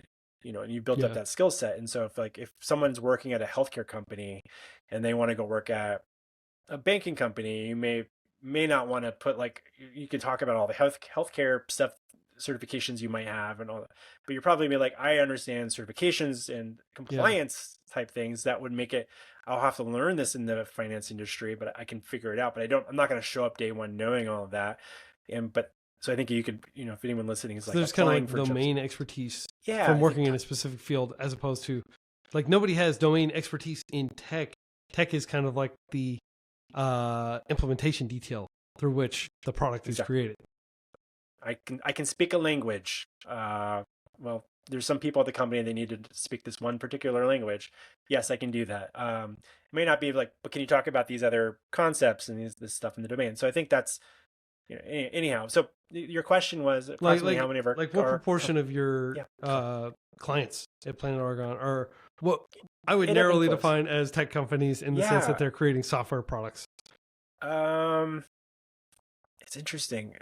Even the companies that we've definitely worked with a lot of tech companies over the years. I think right now it's probably in the range of like 15-20% of our clients that I would Okay. probably Okay. classify. So that kind of matches with the global, like the actual Yeah. like US industry is tech is just a small part of that, right? Yeah. So do you think that a developer going to work for like one of you don't have to name a specific client, but like what do you think the chances are that a developer going to work for one of those clients would likely be able to work for 20, 25 years and get the gold watch and get the retirement and all that stuff. I don't know if that stuff really still exists anymore, but basically be able to save up enough money that they could actually retire at some point. Like, and that they don't have to be careeristly jumping from job to job just because it pays like 10% more each time. And that's the strategy, of course, many developers employ. Conventional wisdom is if you change jobs every 18 months or so, you're going to maximize your income over time by doing that, and that if you stay in your current job, you're less likely to be able to get a raise because you wield less bargaining power because everybody wants to stay at their job. They don't want to have to go through the gauntlet every 18 months of trying to get a new job, right? It's true. But like, what proportion of those clients do you think that like people could realistically plan to work there indefinitely? I mean, you take Nike as an example. Like that is definitely a place people can persist for a long time. It's interesting because I think there's a lot of companies that we're working with where they're a lot more distributed now, and I think that sense of identity and organization in the remote world is hard for me to wrap my head around in some ways. Like we're a remote company now. We weren't up until the pandemic, and interesting. So you let your lease go? We let our lease go. We had when that happened, we had already talked about maybe downsizing and maybe start hiring people a little bit further away, not just focusing on, because basically we were 90% of our team would always be based in Portland. And so I was like, who are the best people that we can afford in Portland, Oregon? Who do we move out here? We would move people. We moved people here maybe 1-2 years before the pandemic. We'd move them to Portland, and so then we'd also have to think who else is opening up shop in Portland, Airbnbs, setting up an office, and are they potentially now a competitor for our talent, because they use Ruby on Rails for some of their stack at the time. And so those are the things you used to think about in a location-based thing. So I'm thinking about like people sticking around at a company for 25 years, 30 years. And in a remote world, I'm just like, there's a part of me that like has some trouble wrapping my head around what that looks like, and the sense of like longevity and getting that go, and there's been companies that have been able to do that for, the last couple of decades. I'm just not as familiar with them. I don't have a lot of reference points. I'm just like, because there's another part of me that's just like, it feels very, like it seems like everybody that works at Planet Argon enjoys it. They rate us well. We got, awarded one of the best workplaces. Congrats. It's like this online thing last year, and I'm just like, but it feels different for me. Just being completely honest, I'm like, this is a really different era for me, and I'm trying to get my head around how do you bond with your team, and what is it that you like? Because I'm not able to make you waffles on January, first business day of the year. That was always a tradition. I'm like, how do we? What is it about? Some waffles in like one of those those boxes with the dry ice or something. Yeah, probably wouldn't be very good waffles. So I think it's an interesting thing where I'm to answer that question. Like I have no clue. Like, and I'm not going to pretend to know. I'm just like, will people want to work and sign into someone's whatever 10 years, whatever the equivalent of someone's Slack is, and every day and chat with each other for like at some point you're going to want to chat with other people. I don't know. So yeah, I mean, who knows? Maybe we'll have teleportation or something like, or it'll just be goggles. Like trivially, easy to get around the world, and we'll figure out some sort of system that doesn't emit tons of carbon every time we get on a plane. Who knows? Yeah, I can definitely see like remote work throwing a wrench in like long-term planning and like our intuition for team rapport. We're fully remote, freeCodeCamp, and we've got about 30 people around the world working on the open source code base and working on instructional design. And, like we meet for, 30 to 45 minute slot each week. And the rest of it is just kind of ad hoc meetings and stuff. And how do you build rapport? Well, we're flying people into Dallas to hang out for a while. What proportion of your team is in Portland though now? Let's see. There's 4. So there's 4 of us here now. 2 of them we hired after the pandemic started. So only one person, because my business partner moved out of the area during the pandemic. So, yeah, we have one person that was pre-pandemic from Portland that's still with us. So we've just had to get used to a cycle of constant change. So I think that also speaks to why it's harder for me to wrap my head around what's long term there. And like now I'm thinking more of like, there are certain types of business entities we've had clients that we've been working with for 8 to 12 years. Yet Yeah. we've been able to show them that we can have engineers on our team come and go, and we can manage the projects, keep continuity, and persist like some collective knowledge about how to keep these projects running and stuff like that. So that's one of our. So there's now a thing. Part of me, it's like longevity is important with I want employees to want to work here as long as they are, but also tenure length is less of an emphasis now. I think because I'm just like, this might be a really good opportunity for someone for a few years, get a lot of experience, maybe at some point in their career. We're really good place for someone early on in their career as a junior developer, get exposed to a lot of stuff, and that can be really valuable to them. And we're also a good place for people that are further along in their career, and they've seen a lot, and they're like, you know what, I want to apply some of the skills to a broad range of problems, and I can bring in all this knowledge I have across, get to work with lots of different projects now versus just working at one company. So that's kind of our recruitment strategy in some ways now, is like we can hire both ends of that, and like the people that are kind of in that middle part of their, or early middle, like ambitious part of the thing, we're not set up to like have lots of promotions. We've got like a couple tiers. And we can't keep raising our hourly rates at the same rate that your salary range wants to increase. Go work at that startup that's getting funded and can offer those other things. I'm like, what I promise you is we're only going to ask you to work this much a week. We're going to work on these types of client projects. It's going to be a little messy. You're going to need to be okay with that, but you're going to get a lot of exposure to things, and we're not going to call you on the weekends or in the evening to work on things unless there's like a really big fire that we need your help with. Otherwise, we just want consistent stability, and we want to do good client work and enjoy the rest of the other projects we've got going on in our lives. Yeah, I mean, that's a huge selling point for an employer to just be able to say, no, we really mean it. We're really serious about, the 40-hour work week, and not having to be like patched in constantly on Slack or whatever, right? So yeah, kudos to you for figuring out kind of like a proposition where you can compete with, companies that have way more money to throw at developers. One of the things that, strikes me talking about longevity in careers is, maintainability in software and continuity in having that code base. That's been a core focus of yours. And I'd like to shift gears a little bit and talk about the Maintainable podcast. Excellent podcast, which I've enjoyed listening to. Before I do, I just want to point out that earlier I joked that teleportation might be possible in like 15 years. I just want to say that I think that's probably the least likely technology that we'll have. And I don't even think we'll have teleportation in the 24th century when Star Trek is happening. I think it's such a hard problem that I doubt it will actually exist. So that was a joke for all the physics people that are listening in, the doctors, all the people out there that are like the philosophers, thinking that I don't want them to walk away thinking that I think teleportation is going to happen anytime soon. So you've done 160 episodes of Maintainable. 160 episodes. So you've really, maintained that podcast, and you've optimized for, longevity in that podcast. What's the core focus of the show? Consistent conversations, I think, is part of it. A consistent formula. The way I look when I started the project, there's a couple things, maybe useful to mention about how I think about approaching new projects. Like when I started the podcast, but how I think about projects in general now.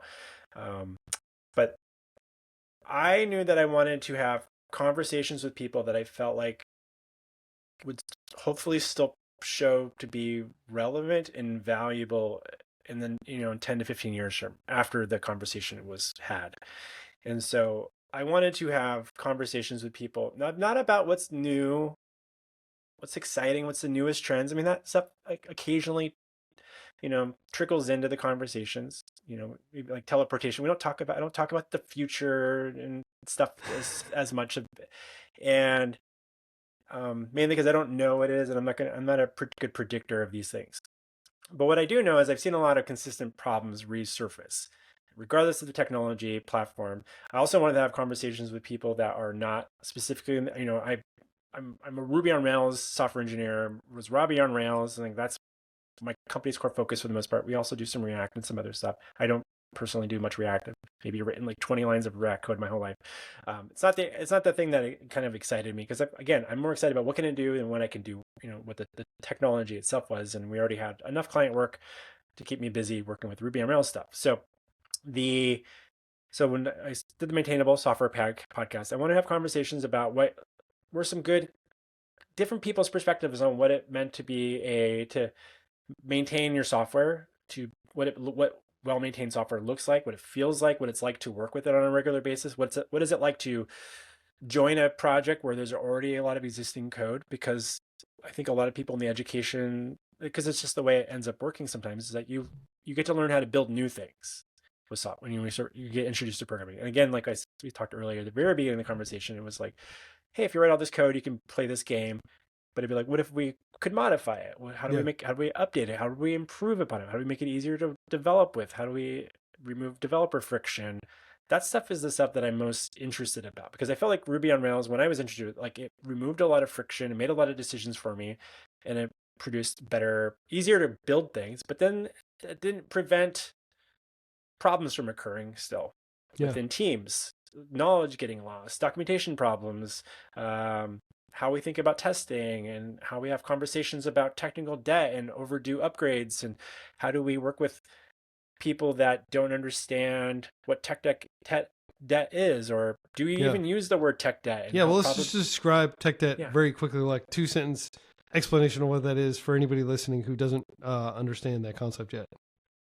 This is a question I ask almost every one of my guests, and it's very rarely consistently the same. So even my definition is going to be my version of it. So I see tech debt is the things that have accumulated, like kind of.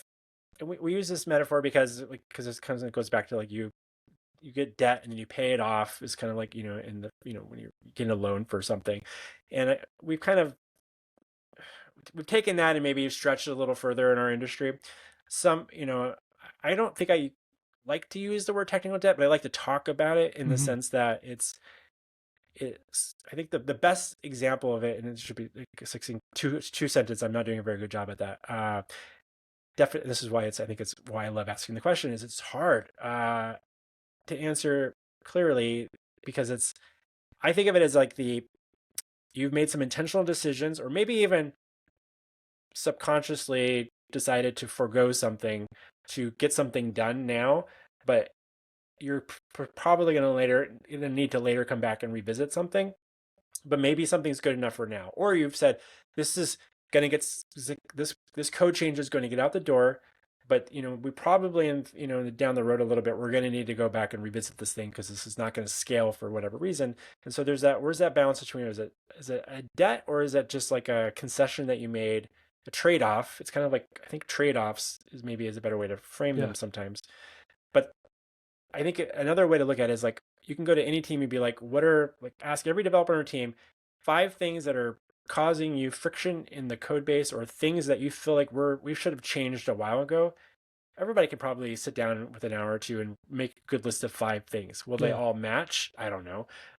But that might go into a technical debt backlog, and then there's kind of maintenance work that needs to happen. And so you're building new features, and occasionally you need to go take care of some like overdue behind the scenes updates, refactorings, upgrades, migrations from one search engine tool to some other, full text searching tool, whatever the thing might be, because it's no longer being supported, or it's going to be a problem down the road. So it's kind of like, and it was not a super clear answer, but basically like you're kind of debt financing getting things now, and you are going to eventually have to pay the piper, so to speak, and fix those things if you want to have code that continues to work.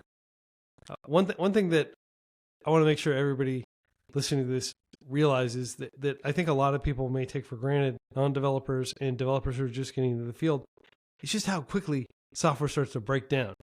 There's a craft, an important part for teams to figure out how they're going to regularly.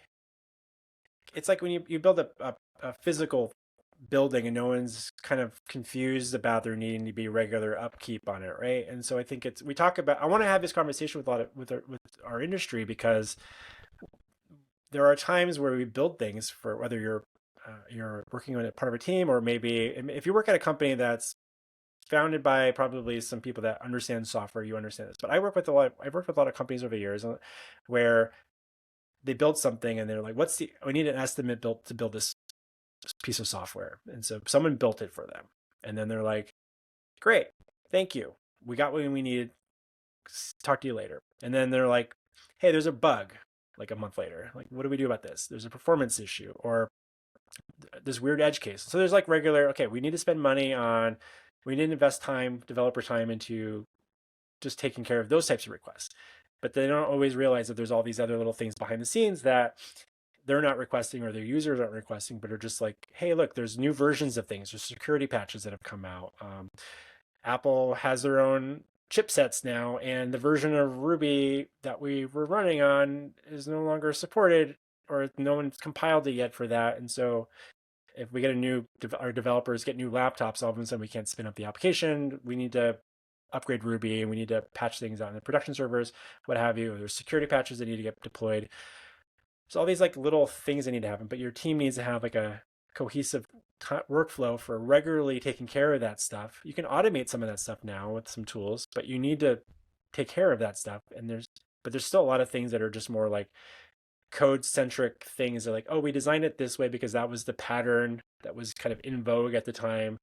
2 years later, we're starting to see that we're having to put a lot of workarounds because we didn't quite use it the way we thought we would. Maybe we need to revisit this part of the application to simplify it. Or there's a lot of companies that, there's a lot of conversations, 10 years ago about let's all move to microservice, let's break everything out into lots of microservices because then everything's kind of these bite-sized pieces and it'll all fit together. And it won't matter if the microservice isn't there. Our team is scaling like crazy. We're hiring 50 new engineers every 6 months. That's just going to keep happening. So this will be the best way to keep everything kind of scaling for us. And then fast forward 5-10 years, and they're like, the team's now 20th of the size and responsible for the amount of microservices that a team that was 4 times as big generated. And they're like, this is too much for us to keep in our heads. And how do we manage all this stuff? And so that becomes a maintenance problem. And just like thinking about the decisions you're making at different points in the life cycle of a software project can come back and haunt you. And I want to have those stories and let people know that they're not alone, that these are common things. And also to remind people that most of software engineering isn't getting to be there day one to spin up the new application and get to build the new features. A lot of what being a software engineer is maintenance work, making small updates, bug fixes, figuring out the quirky performance problem, trying to understand why something was working in a really weird way, retesting things. And so that's the conversation I'm trying to have with guests on Maintainable. Awesome. Yeah, it's a great podcast. And one question I had for you is like, just off the top of your head, for somebody who's totally new to listening to the podcast, who's been doing software development for a while, wants to be learning more and thinking more about maintainability of their code and of their company's code base and everything, is there a particular episode that just jumps out at you as like, oh, this episode, like I'm so proud of this episode? It's a good question. Thinking about a couple that come to mind, this is over almost 5 years of episodes. Yeah, 160 episodes. Yeah. So for that sort of like early on, I'm thinking of Sandy Metz. Oh yeah. Was one of my favorite conversations on there. Very famous Rails developer. Yeah, in Rubyist, an object-oriented programmer, and just like hearing her talk about like, oh, I'll just be in like a Ruby object in a class file in a Ruby thing, and she's like, I just start adding more classes to the bottom of the page, and I'm just like, what are you talking about? I learned a lot from that conversation. Awesome. Yeah, that's one that quickly comes to mind. I'm going to include that link to that in the show notes, the video description on YouTube. Everybody check that out. I am also going to include Oh My Zsh, which is just this fantastic article that you wrote many years ago. And you actually came on the freeCodeCamp podcast and read it, episode 34, back in 2018. So like, instead of trying to drill deep into the story of Zsh, Oh My Zsh, and the open source, behemoth that you have set into motion, I'm going to encourage people to to listen to that. But one thing I do want to talk to you about is the synergy. You have this very popular, one of the most ubiquitously used, certainly on Mac, tools, command line tools. And you also have this podcast about maintainability.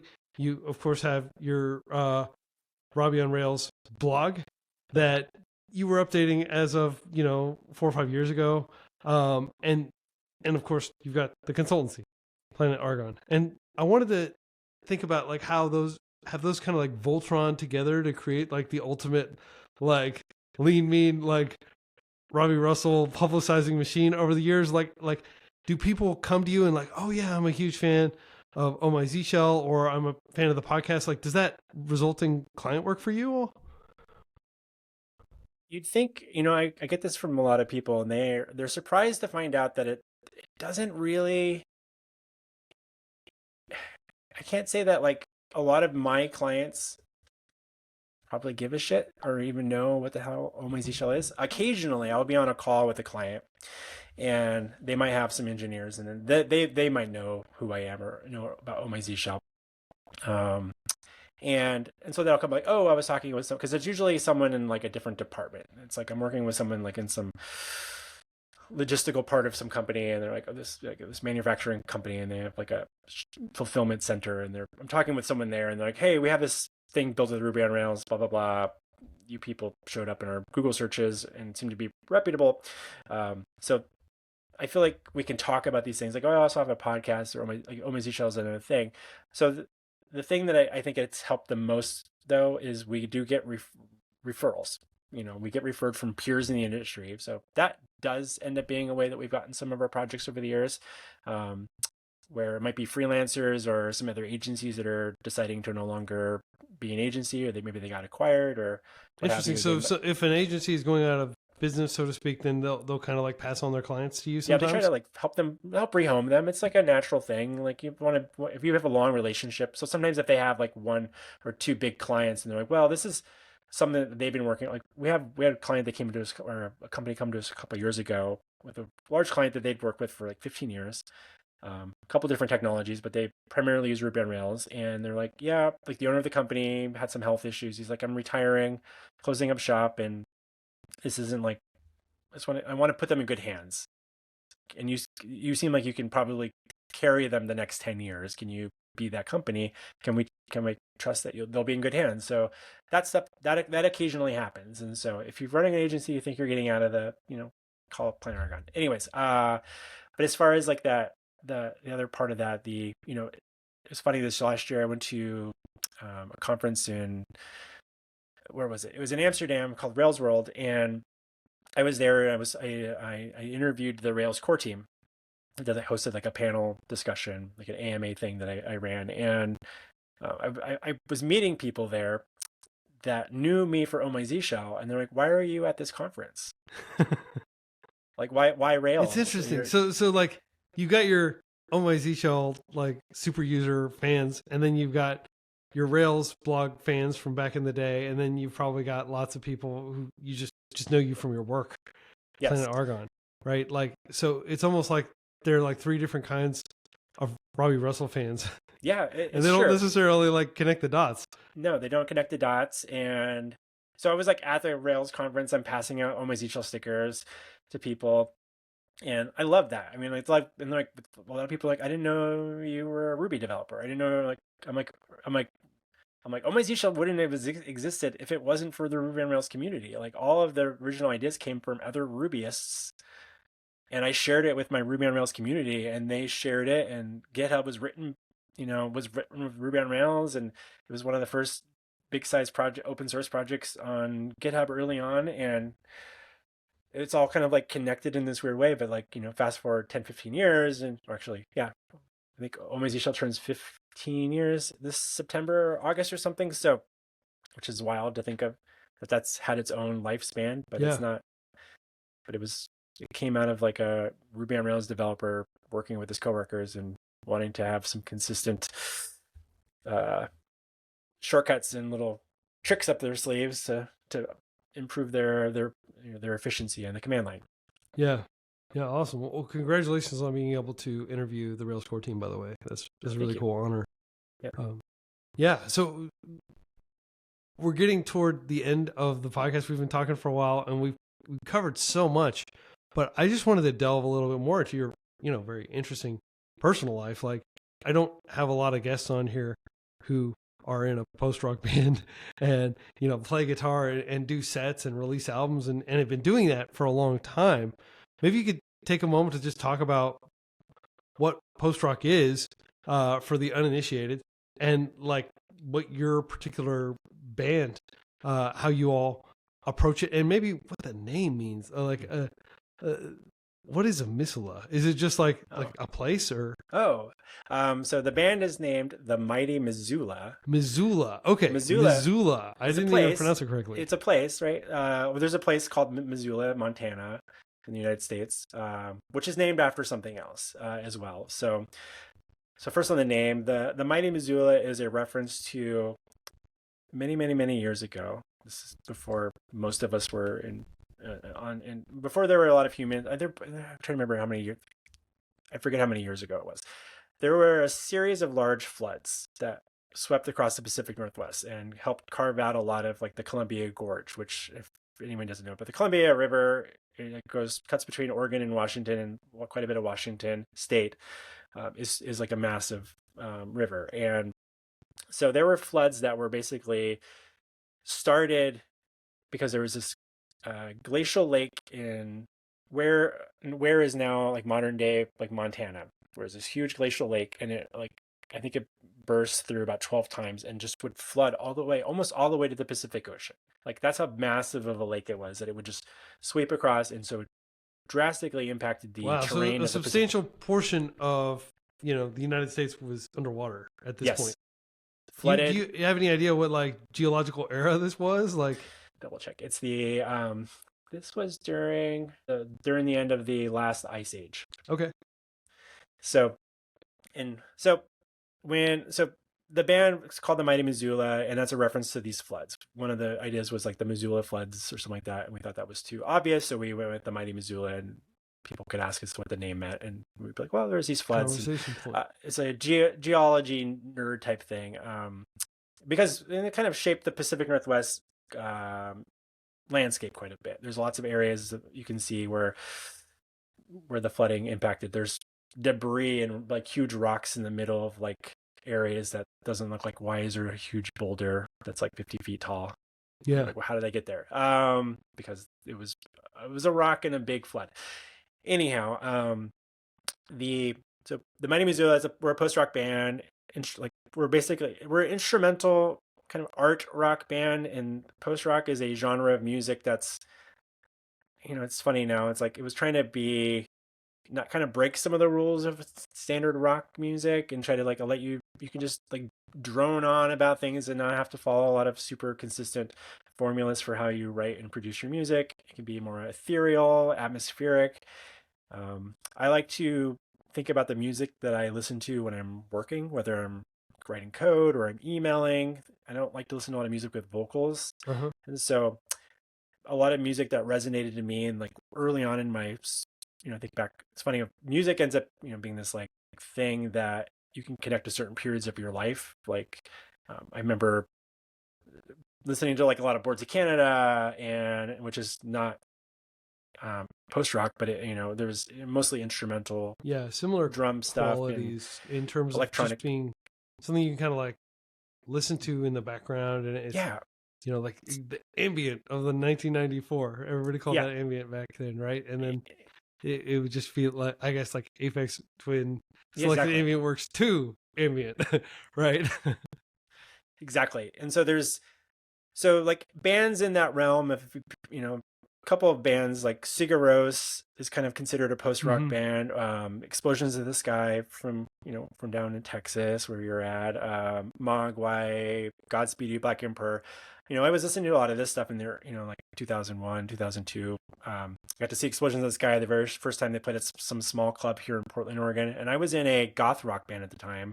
This was probably, maybe 2003 and 2 or so. And went to the small club and saw them. because I found their music on Napster or something and went to go see them play. And I remember thinking, they're a band without vocals. How interesting could that be? And I went there and I was like, this was like one of the most engaging shows I've ever been to. I was like just enamored by what was happening, how I felt with the music. And I was like, and I was in a band that I didn't really like my singer all that much. And the drummer or the bass player and I had talked about like, it'd be cool. We always like when we're just jamming on stuff before the rest of the band gets there and we start working on our music, like just noodling on things. Like, let's start our own project. So my first post-rock band was back then. It was called The Vacant. We did that for a couple of years. And then Planet Argon took off and the bass player, she got pregnant and our lives kind of went a different direction. And then, so for years I wasn't really playing music, but about, I think maybe going back like 7, 8, no, probably like 9 years ago now, I think I was like looking at my equipment and occasionally playing with my guitar. And I was like, I need to collaborate with people again. And so I didn't feel like I was progressing personally by just playing. I'm like, oh, I'll work on my own music and write stuff. I can play a couple different instruments. I can't do drums or anything, but I can at least make some interesting ambient type music with guitar and some bass and stuff like that and some synths and such. But I was like, no, I want to work on a project with other people and like, let's see what comes out of it. So posted an ad on Craigslist, found a drummer, found a bass player over a period of time, started putting together a band. We start writing some songs, we pick a name, we record an EP, and then our drummer moves away for journalism school. I have to find a new drummer, and then like he has different skill sets, can do a lot more recording stuff as well. Our skill set drastically improves, our songwriting evolves. We write another album. Then the pandemic happens. We're stuck at home. During the pandemic, our album release. So we printed vinyl. We were releasing our album April 2020. We were planning like our launch show, Oh man. album Yeah. release, made vinyl. We were super proud of this thing. We're like, we're going to put together a tour that summer. We're all stuck at home. Okay, maybe not. And so then during that period, I had wanted to work on some more ambient stuff. I'm like, let's strip away the drums. Our drummer can do a lot of synths and soundscaping type stuff. So like, we're all stuck at our home. So we decided we would make an ambient album and we would pass files around the cloud. It was all cloud-based themed. And so we did that as a way to continue writing together and build up some new skills during that period. And that way we knew that when we got back together, post coming out of the next album that we're working, which we just finished recording a month ago, and we're now in the final mixing stages right now. So that'll be released sometime this summer. So that was pretty exciting. And last year we got to go play a festival in the post-rock festival in Indianapolis. So we did a tour across the country to that and back, and played a lot of shows with anywhere from 4 people in the audience to, several dozen, type of thing, to playing at the festival with like hundreds of people there. And that was pretty exciting. But yeah, I kind of look at it as like, it's a hobby. This isn't going to be my career by any means. Who knows? But it's kind of like a little bit feels like cosplay sometimes. Like it's like we're a band, we're doing this fun stuff, but like it's a fun hobby, and it keeps me, out of the house a couple of days a week to go work with other people on. And it's not my project; it's our project. I might have posted the original Craigslist ad, and so I think in some ways I'm like the leader a little bit. I have that project management skill set, but I'm not. But it's our band, and it's like Yeah. Do you it's ever our have to thing. like kind of like suppress your manager? I mean, you're a CEO, so like you're used to like figuring out what needs to be done and like listening to everybody's opinions and then making a decision, and people are expected to go along with it. That doesn't really work in your band, though, right? Like, is it more democratic, or are you somewhat autocratic? It is. It's a lot more democratic. Sometimes we'll have conversations like, well, who cares the most about this Yeah. particular decision? There's, like it's like our drummer I mentioned has like a lot more.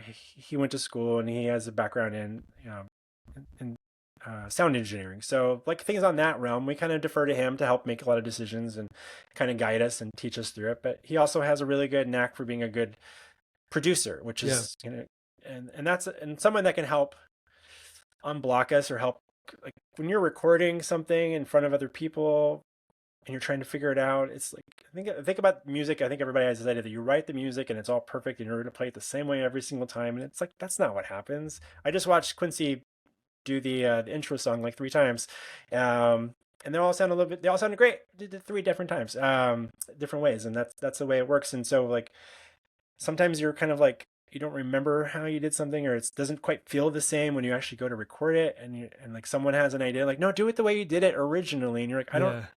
I And don't know. there's a performance aspect as well. It's like sometimes I want to play the bass line just like it was on the record, but maybe mechanically, like I get tripped up by some sort of like jump or something like that. Yeah, And yeah, so can't reproduce everything, and yeah, and so you don't necessarily want to. That's why people are, still bootlegging Grateful Dead concerts. I mean, how many concerts have they done? And there's probably a recording of pretty much every single recording, and fans will listen to all the different versions of like very similar kind of like, I guess in jazz is an entire art yeah, form yeah, based that's around the notion of exactly. having like kind of like a motif, if you will, and then like diving into, you know, jamming essentially. It's true. It's just that's the thing about, to answer your question, yeah, I don't feel like I have to put my CEO in hat very often. I mean, I'm usually the one that's like overlooking finances for the band and like dealing with some of like the paperwork when we're negotiating some stuff for like a festival or shows or something like that. Um but otherwise, yeah, everything else is very collaborative, and I kind of like let them drive a lot more of some of the songwriting. I might have like some guitar ideas I have, but they're definitely, I'm surrounded myself with people that are much better musicians, and so I Yeah. get to kind of grow with them, which is a thing that I appreciate about like the types of projects that I do. Like you mentioned, like, Oh My Zsh, the thing about Oh My Zsh, it's like I might have planted this flag once upon a time and said, here's this kind of concept and the structure I have, and immediately I was like, please contribute. And now we've had over 2,000 people contribute code to the project, and so I'm just like, it's become what it is because of the people that decided they wanted to participate and they felt like they could. And maybe I made it easier for people to contribute in some way, or at least made it inviting, and that's helped. Right after we finish this, I'm going to hop over to an Oh My Zsh maintainer meeting with the two other people that help maintain the project, and I've never met them in person yet. I'm actually hoping to do that in a few months, actually, Yeah. finally.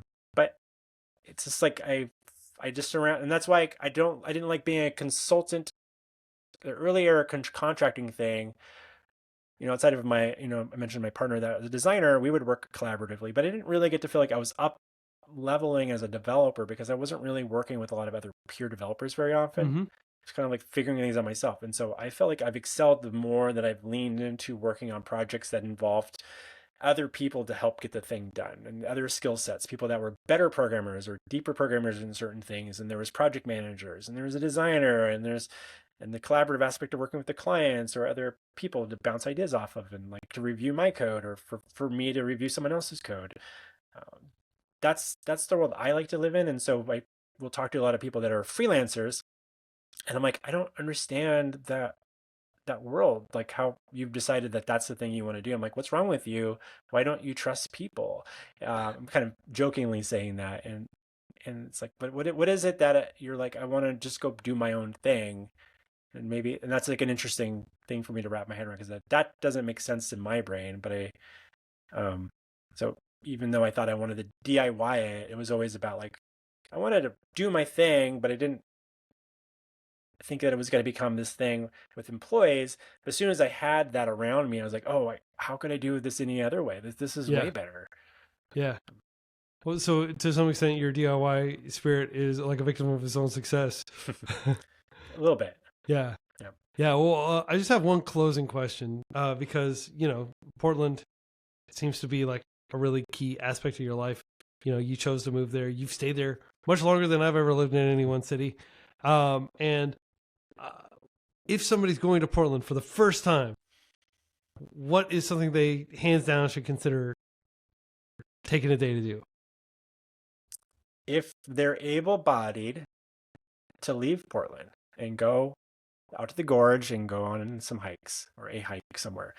There's a couple of great hikes. Feel free to write me. I'll give you a list of a couple of things depending on I would say your ability to threshold of how much pain you want to endure or not. So that, I mean, is really like so much of like the thing I love about Portland is so close, like 30 minutes away, and you can be hiking in some pretty gorgeous areas.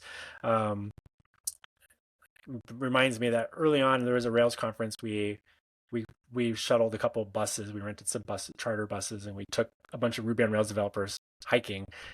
one afternoon as a way to like, let's go do this. And like, let's show you outside. But if you're in Portland, one thing that I would do like inside the city is honestly, I think just like, it's like cliche to like talk about just if you, I like wandering the coffee roasteries and getting to check out different coffee shops and stuff like that. It's something I enjoy doing in any city. So maybe I feel like that was more of a thing, more of a Portland thing early in the era. And so I still think about that, which kind of just got me excited when every time I travel now, I'm like, I want to go find the coffee roasters there and try coffee. But that was more, I feel like that still leans on being kind of slightly more of a Portland origin type of thing. Yeah. So I think checking out some of those old coffee roasteries is a thing. And Is there a and specific obviously street? Pals. A So specific street where like a lot of them are co-located, or no, they're all kind of around now. Like what ends up happening is like the places that are on the more popular streets, they might turn into chains, and then it depends. Like, I mean, I don't want people to judge me because I'm like, oh, Hawthorne's still cute, but I'm like, actually, I don't know if any of the roasteries there are the actual roasteries over there right now. So they're all kind of like scattered a little bit. okay, but Hawthorne is like a destination that a lot of Yeah. people might like. So If you're a total browse Portland novice and you're just looking for a single word to remember, Hawthorne, Hawthorne. it sounds like is hop in the taxi, take me to Uber, take me to Hawthorne and Steph on it, right? Exactly that, and then hit the Pals on Hawthorne. But if you have time, go downtown and go to the Big Pals. Like that's still our independent bookstore there is Pals. huge. So definitely spend hours there. Awesome. Well, Robby, it has been an honor to have you on the podcast. Again, everybody who's listening to this, be sure to check out Robby's reading of his Oh My Zsh article, which I'm linking to in the show notes. Also, check out that Sandy Metz episode of Maintainable. And I'm going to also link to one of your recent live sets that I found on YouTube from the mighty Missoula. Thank you so much for coming on. Thank you for maintaining Oh My Zsh, which like I think most of the people on freeCodeCamp's team use it probably on a daily basis. Thank you again for just being so giving of your wisdom from running a consultancy the past 22 years and all the lessons you've learned and being so candid. This really means a lot because this is like the unvarnished like implementation details of running a consultancy, right? Yes, I don't have a publicist to help me figure out how to better frame my narrative. And thank you, Quincy. Thanks for having me on. Thanks for everything that you and freeCodeCamp are doing. Thanks for introducing or being part of the reason why I've met such a good friend here in Portland, Abby. Abby, editor for freeCodeCamp. So you've almost certainly seen her work, even if you haven't directly read an article by her. I need to pick up that book, Getting Things Done. Yes. Well. So I'm excited about that. New book on freeCodeCamp Press. Check it out. Omer Rosenbaum wrote. He is a Git enthusiast, to say the least. He writes like a 300-page book on Git. So that's wonderful. Check that out. Learn some stuff. Yeah. Until next week, everybody. Happy coding.